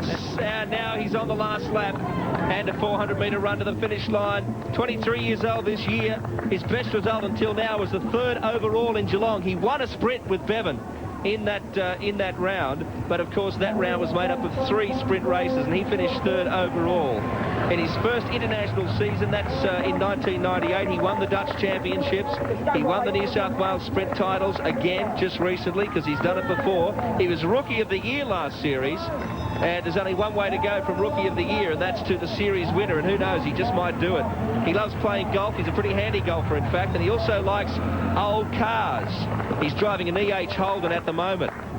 So I'm sure he's a big fan of Ten's motorsport coverage as well. And his goal this year in the series, believe it or not, was simply to get on TV. That's all he said. I think he's done a little better than that. Well, he's become a star in his own right, hasn't he? And Courtney Atkinson shaking up the second pack. These guys know that if they let Miles Stewart stay with them to the last 400 metres, their chances are almost nil, because Miles has a sprint finish second to none. He looks pretty good too. It's Atkinson who's doing the job. He's the guy who's putting the hammer down. Well, Courtney knows he's using his head here, because he knows there's no point staying with Miles. Miles is just going to outrun him, so he's got to try and get away and break Miles and hope that early surge from Miles has taken a bit of the sting out of him. Look at Robbo. There's still plenty of sting in this tail. Well, it was interesting. I interviewed Peter Robertson after the Australian sprint titles down in Canberra that he won just recently, beating Andrew Johns in a class field, as we see Miles closing down the gap to Courtney Atkinson. And I said to him, well, this could be your first of many senior Australian titles. And he said, well, not just Australian titles, I want world titles. So underneath that sort of, clown type antics that he goes on with, and the waves and the smiles, you've got a fiercely determined and dedicated athlete. No question. He has a number of faces, Peter Robertson, and the race face is certainly on today. except when the cameras are clicking, of course. Here he goes, relishing a small bit of shade there as he turns the corner inside his last lap, and hoping, we're hoping that everything goes well for him physically and that he holds it together. Brad Bevan just past the commentary position. He's a long way back. He's in 11th, though. He's managed to get away from Mark Lees. And Peter Robertson, though, is out in front. This is a great contest. Courtney Atkinson couldn't get away from Miles Stewart. Jan Rahula's still there. Craig Watson's still there. This is the battle for second, and it'll be fierce. There's Brad on his own, and I wonder what's going through the mind of the master at the moment, the Croc, the man who is so accustomed to controlling these races. Even when he finishes second or third or fourth, he is still, in terms of the series, where he wants to be. But look at that, not even in the top 5, Brad Bevan. He won't even be in the next 5 either as we cruise through this leaderboard. Peter Robertson out in front. Looking at the splits there, you can tell that that next 4 are racing together. Andrew Johns a gap to him. Then McCormack, Maxwell, about 9 seconds ahead of Bryce Quirk, and Chippy Slater, good performance from him to hold top 10 at the moment and stay away from Brad Bevan. In fact, he's got about a 20-second gap on Bevan, I can tell you. Well, if things stay the way they are, I think Jan Rahula will maintain his leader's yellow jersey going into round 2, because Robertson finished 6th in the first round, and the worst Rahula can do here is 5th. And even if Miles Stewart finishes 2nd and Rahula finishes 5th, I think Rahula will still hang on to that leader's yellow jersey. That's true. The fact that Rahula took a couple of 2 points in that first round gives him a buffer on Miles, who finished 3rd. So, but look, it all adds up to a very, very close series, and a closer series than we have ever had. So it's just marvellous stuff. This pace will really hot up soon. You can see the cups strewn across the ground here. Of course, they'll be cleaned up after the race. Don't worry about that if you're concerned at home. But it gives you an idea of just how much water has been consumed and tipped on the athletes here in these very steamy conditions at Novotel Twin Waters. It's a marvellous place to have a holiday, but a heck of a place in which to race. Well, this is, we've been coming here for years and years, Bill, and this is the toughest conditions I believe the athletes have raced in, particularly given that this is a classic or Olympic distance, if you like, race. You know, there's no rest in between races, there's no time to catch your breath. This is just 1 hour, 45 minutes. The sprint is on here for second. Rahula's gone. Miles Stewart trying to go with him. How much sprint has Miles left? The series leader, Jan Rahula. He's got a few points up his sleeve on the runaway leader, Peter Robertson here, but he wants to get ahead of Miles Stewart with a view to this series. Look at him go. Rahula tearing away from Stewart. That'll be a great contest. This man has the lead, though. Having a look around, waving to his fans. He's brought a few along here today. And a look back, too, a long look back at the chase behind him. So Peter Robertson can bask in the glory here as well as the sunshine, but behind him is one heck of a sprint for second and third. Well, Robbo really enjoying his moment in the sun, and I can tell you it is in the sun today, very hot and steamy. He's waving to the crowd, grabs a drink of water from the Gatorade thirst station, goes coming up towards the finish. He's got probably 400 or 500 metres to go. A grimace on the face. He'll be just floating. He'll be loving this to beat this calibre of athlete today in the classic distance race, the race we're going, the type of format we're going to see at the Olympic Games. Well, it's quite incredible. This stirs the pot. Robertson's improvement has been steady since early last year, and he now becomes yet another possibility for Olympic representation for Australia. A big wave to us here in the commentary position. He deserves the accolades, Peter Robertson. Look at Miles go. He's in second place now. He won't catch Robbo, but he's flying. He's going to secure second and take a point away from series leader Jan Rahula, who was under serious pressure from Craig Watson. Great battle on for the minor placings. They've shaken off Courtney Atkinson, who's going to fall back to 5th place. What a contest that is. But Peter Robertson is going to charge up to the finish line in just a few moments. There's Stewart absolutely powering away from Jan Rahula in second place, and he is actually chewing up a little bit of time on Peter Robertson. Robbo's going to have, you can see the sprint now from Robertson because he can see Miles Stewart coming up behind him, frighteningly close as a matter of fact. Look at him go. Miles Stewart is really finding some inches here on Peter Robertson. Robertson waving to the crowd. He has enough petrol left in the tank, and Miles is running out of distance. But I'll tell you what, the finish is going to be pretty close in the end. Peter Robertson has a look around. He can afford to clap a few hands on the way, a few high fives. He is going to take this race. What a finish from Miles Stewart, though. That's a class act, and that's one that's going to make this a heck of a series. Craig Watson is they're surging away from Rahula. So Rahula, the series leader, loses another point, but Robertson takes round 2 of St George Formula 1. History made here today at Novotel Twin Waters. Miles Stewart in second place.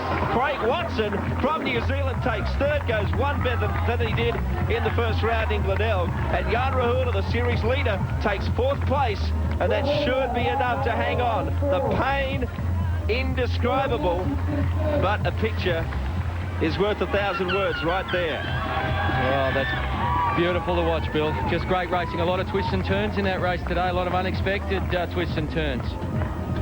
Oh, this series is just unbelievably good. Good shot there of number 24, Bryce Quirk, second in the World Juniors behind Great Britain's Tim Don. He's heading towards the finish line here, 19th in the first round, and still conceding a couple of years to some of the elite athletes here. He's only 20, but he's tuning up for a big career. Mark Fuel, in a moment, will, if he can speak, Peter Robertson. Peter Robertson, awesome run. You pushed yourself all the way to the line, but you got the victory. That's what I was after. I was out to show those boys I can run 10K, not 2 or 3. I put it to them early. I didn't mean to drop them all early on. I just wanted to drop the stragglers, but it worked out perfect. Well, it looked to me like it was that second lap that was the crucial one. You came past the Gatorade Thirst Station here, and you put in an unbelievable surge. You put in 20 seconds into them in about 500 metres. Well, I didn't know that. I was just trying to drop the stragglers. I didn't want to run at anyone else's pace. I wanted them to run my pace, the way I run, the surges, and no one could. Well, you heard them now. You got a shot at the title. Yeah, this is a race I was actually not looking forward to. So, yeah, it's a bonus. Well, Peter Robertson coming for the series leaders. Levi Maxwell crossing ahead of Bryce Quirk, and Brad Bevan still out on the course. He has dropped time, and I wonder how it felt for Brad to be passed by some of these young guys who've looked up to him for so many years. Francis McDonald is Courtney Atkinson. Yes, definitely one of those young guys who has looked up to the likes of Brad Bevan. Courtney, Australian junior champion for the last 3 years. You've shown today that you are ready to step up into that senior company. Yeah, it was just a great event out there today. It was like running on the top of a volcano. It's just so hot, the hottest event we've had, and yeah, I came up with a really good race. 5th place, you had a chance to be right up there, even on the podium. Yeah, I mean, 2 hours, I'm only 19 still, so it's a long way. I think I had 4 minutes more to stay in there, but next year I'll give it a good go and hopefully I can win it. How are you feeling now? A lot of the other athletes are really struggling trying to get the fluids into them, but you seem to be handling it all right. Well, I live on the Gold Coast, and obviously the weather's very, very similar, so I enjoyed it out there today. I mean, it's hot, but it's what we're used to. Courtney, congratulations and good luck for the rest of the series. Brad Bevan there icing himself, officially 11th in this race, just ahead of Greg Bennett.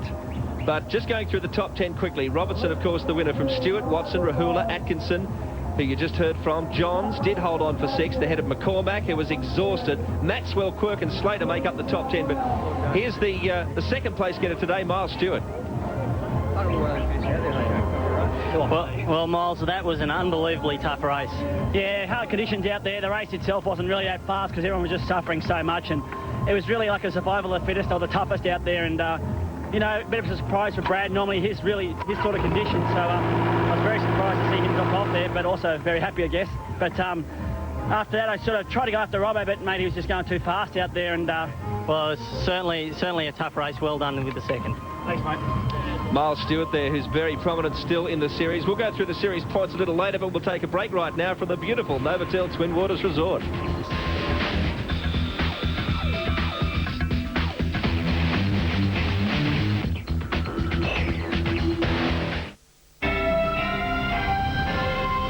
In 10 News at 5, former South Australian Premier Don Dunstan has lost his long battle with cancer. The 72-year-old Labor politician died this morning with his family at his bedside. Tributes pour in from around the globe for King Hussein of Jordan, close to death from the same disease.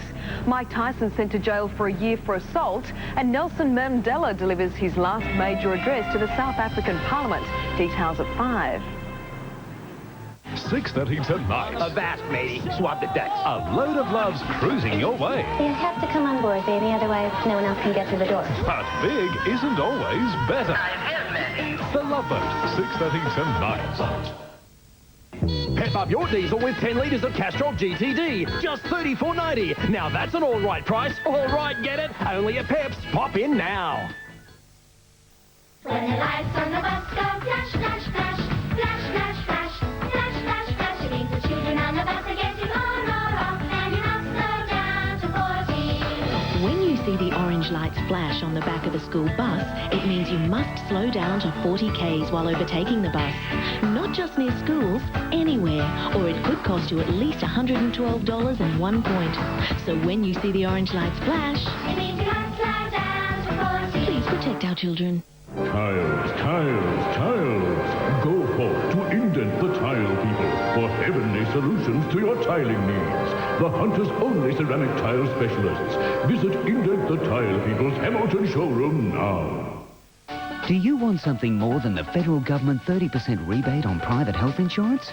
Join HCF with hospital and extras, and we'll not only pass on the 30% rebate, we'll also waive our usual waiting periods. And we'll give singles $50 and families $100 towards health courses like quit smoking, weight loss, gyms and sporting equipment. Find out why so many people recommend HCF for better benefits and better value. Call now for an instant cover note. Are you ready to take the challenge? Come to beautiful Foster Tuncurry March 13th and 14th for the Viking Challenge. Six-a-side soccer at its best. Over $6,000 in prize money. For inquiries, phone 655 46851 or 655 92136.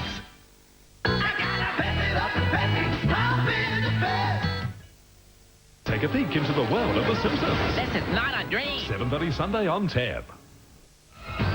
There's no question the St George Formula One Series in 1999 is getting as rough as that surf here off the Sunshine Coast of Queensland.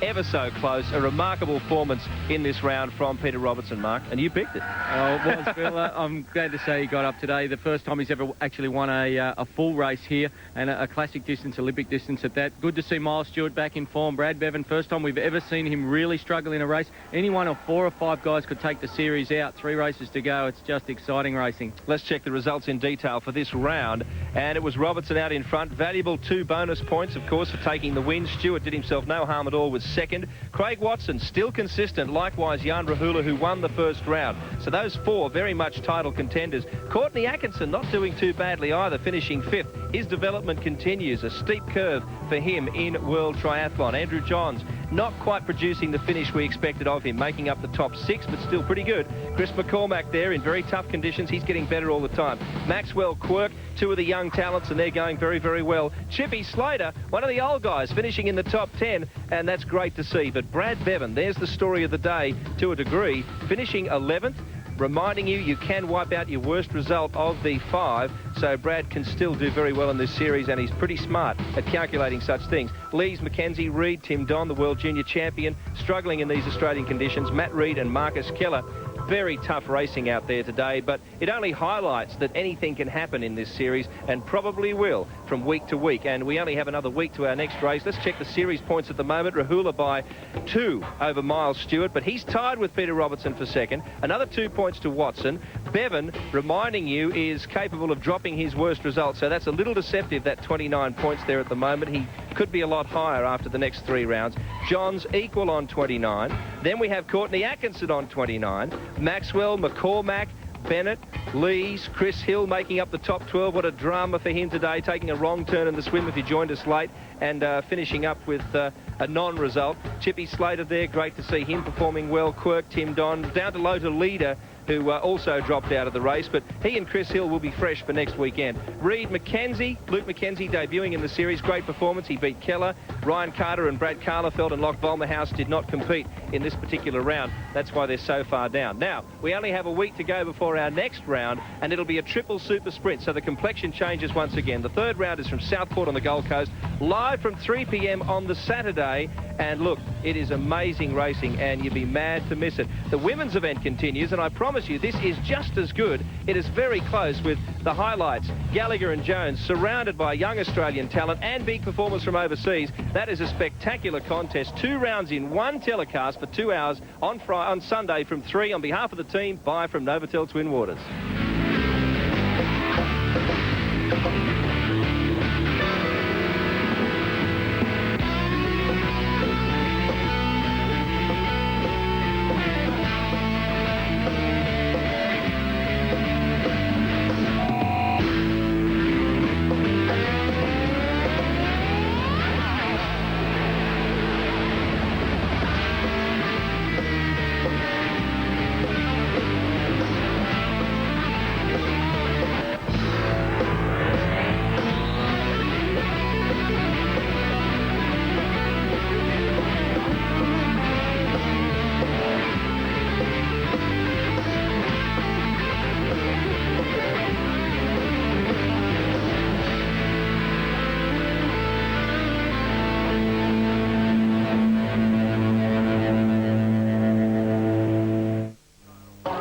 Can your child swim? Learning to swim is a skill for life. Now in the Games. The financial success of the event depends on it. I have invented a special training I call the kangaroo hump. The Sydney 2000 Olympic Games. Share the dream. Share the spirit. So-called has to raise $600 million through tripple.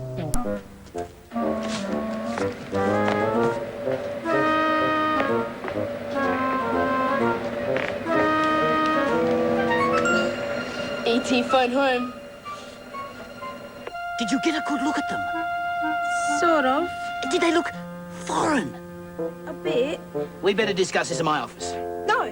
What? It could be, spies and stuff. Submarine. What does he think I am? An idiot.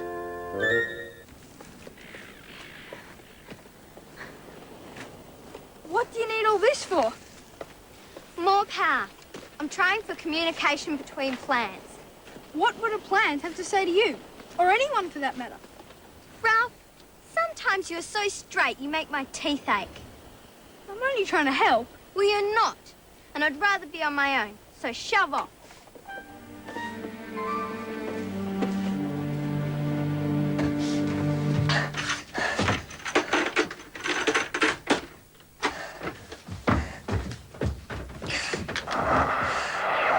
Go. Hermes, I've had complaints from some of the men. Knowlesy's giving him a hard time. They're objecting to your surprise after midnight security drill. Give me their names, sir, and I'll see that they're punished. For heaven's sake, they can hardly keep their eyes open. I don't want a mutiny on my hands. We could install keycard passes, sir, with personal ID codes. I wouldn't have to work the guard so hard. I don't see the necessity. With respect, sir, if it weren't for the guard drills, the children would treat this place like Disneyland. Come, Hermes, the children are harmless. You get that, Billy? We're harmless. Stop the drill as of now. Yes, sir. I'll see to it at once.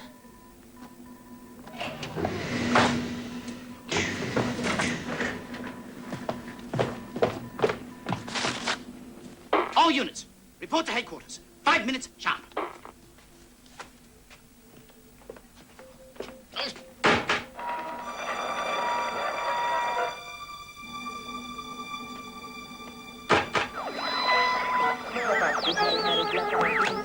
All units, code 90, alert!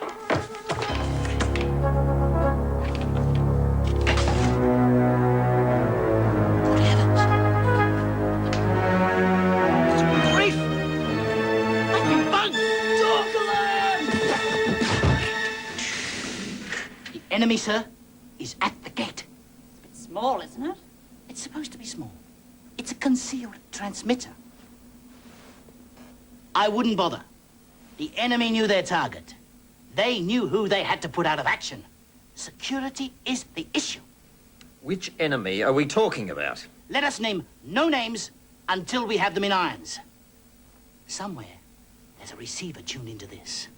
I'm having the coast swept. Do we need to go this far? One of the brats, children, may have seen a submarine. We have to face it. The Eagle may have landed.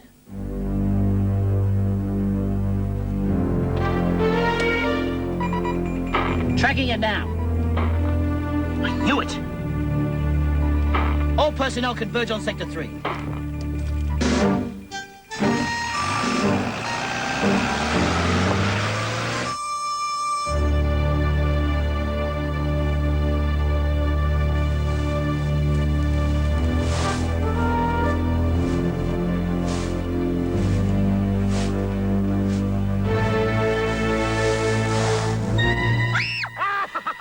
Gotcha, Matahari.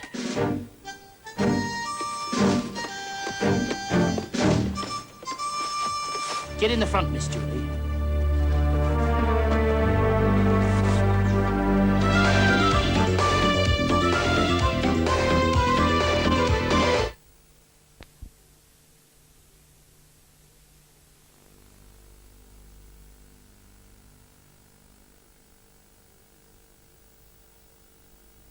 There. This set the conditions which have allowed disease and a variety of social problems to flourish.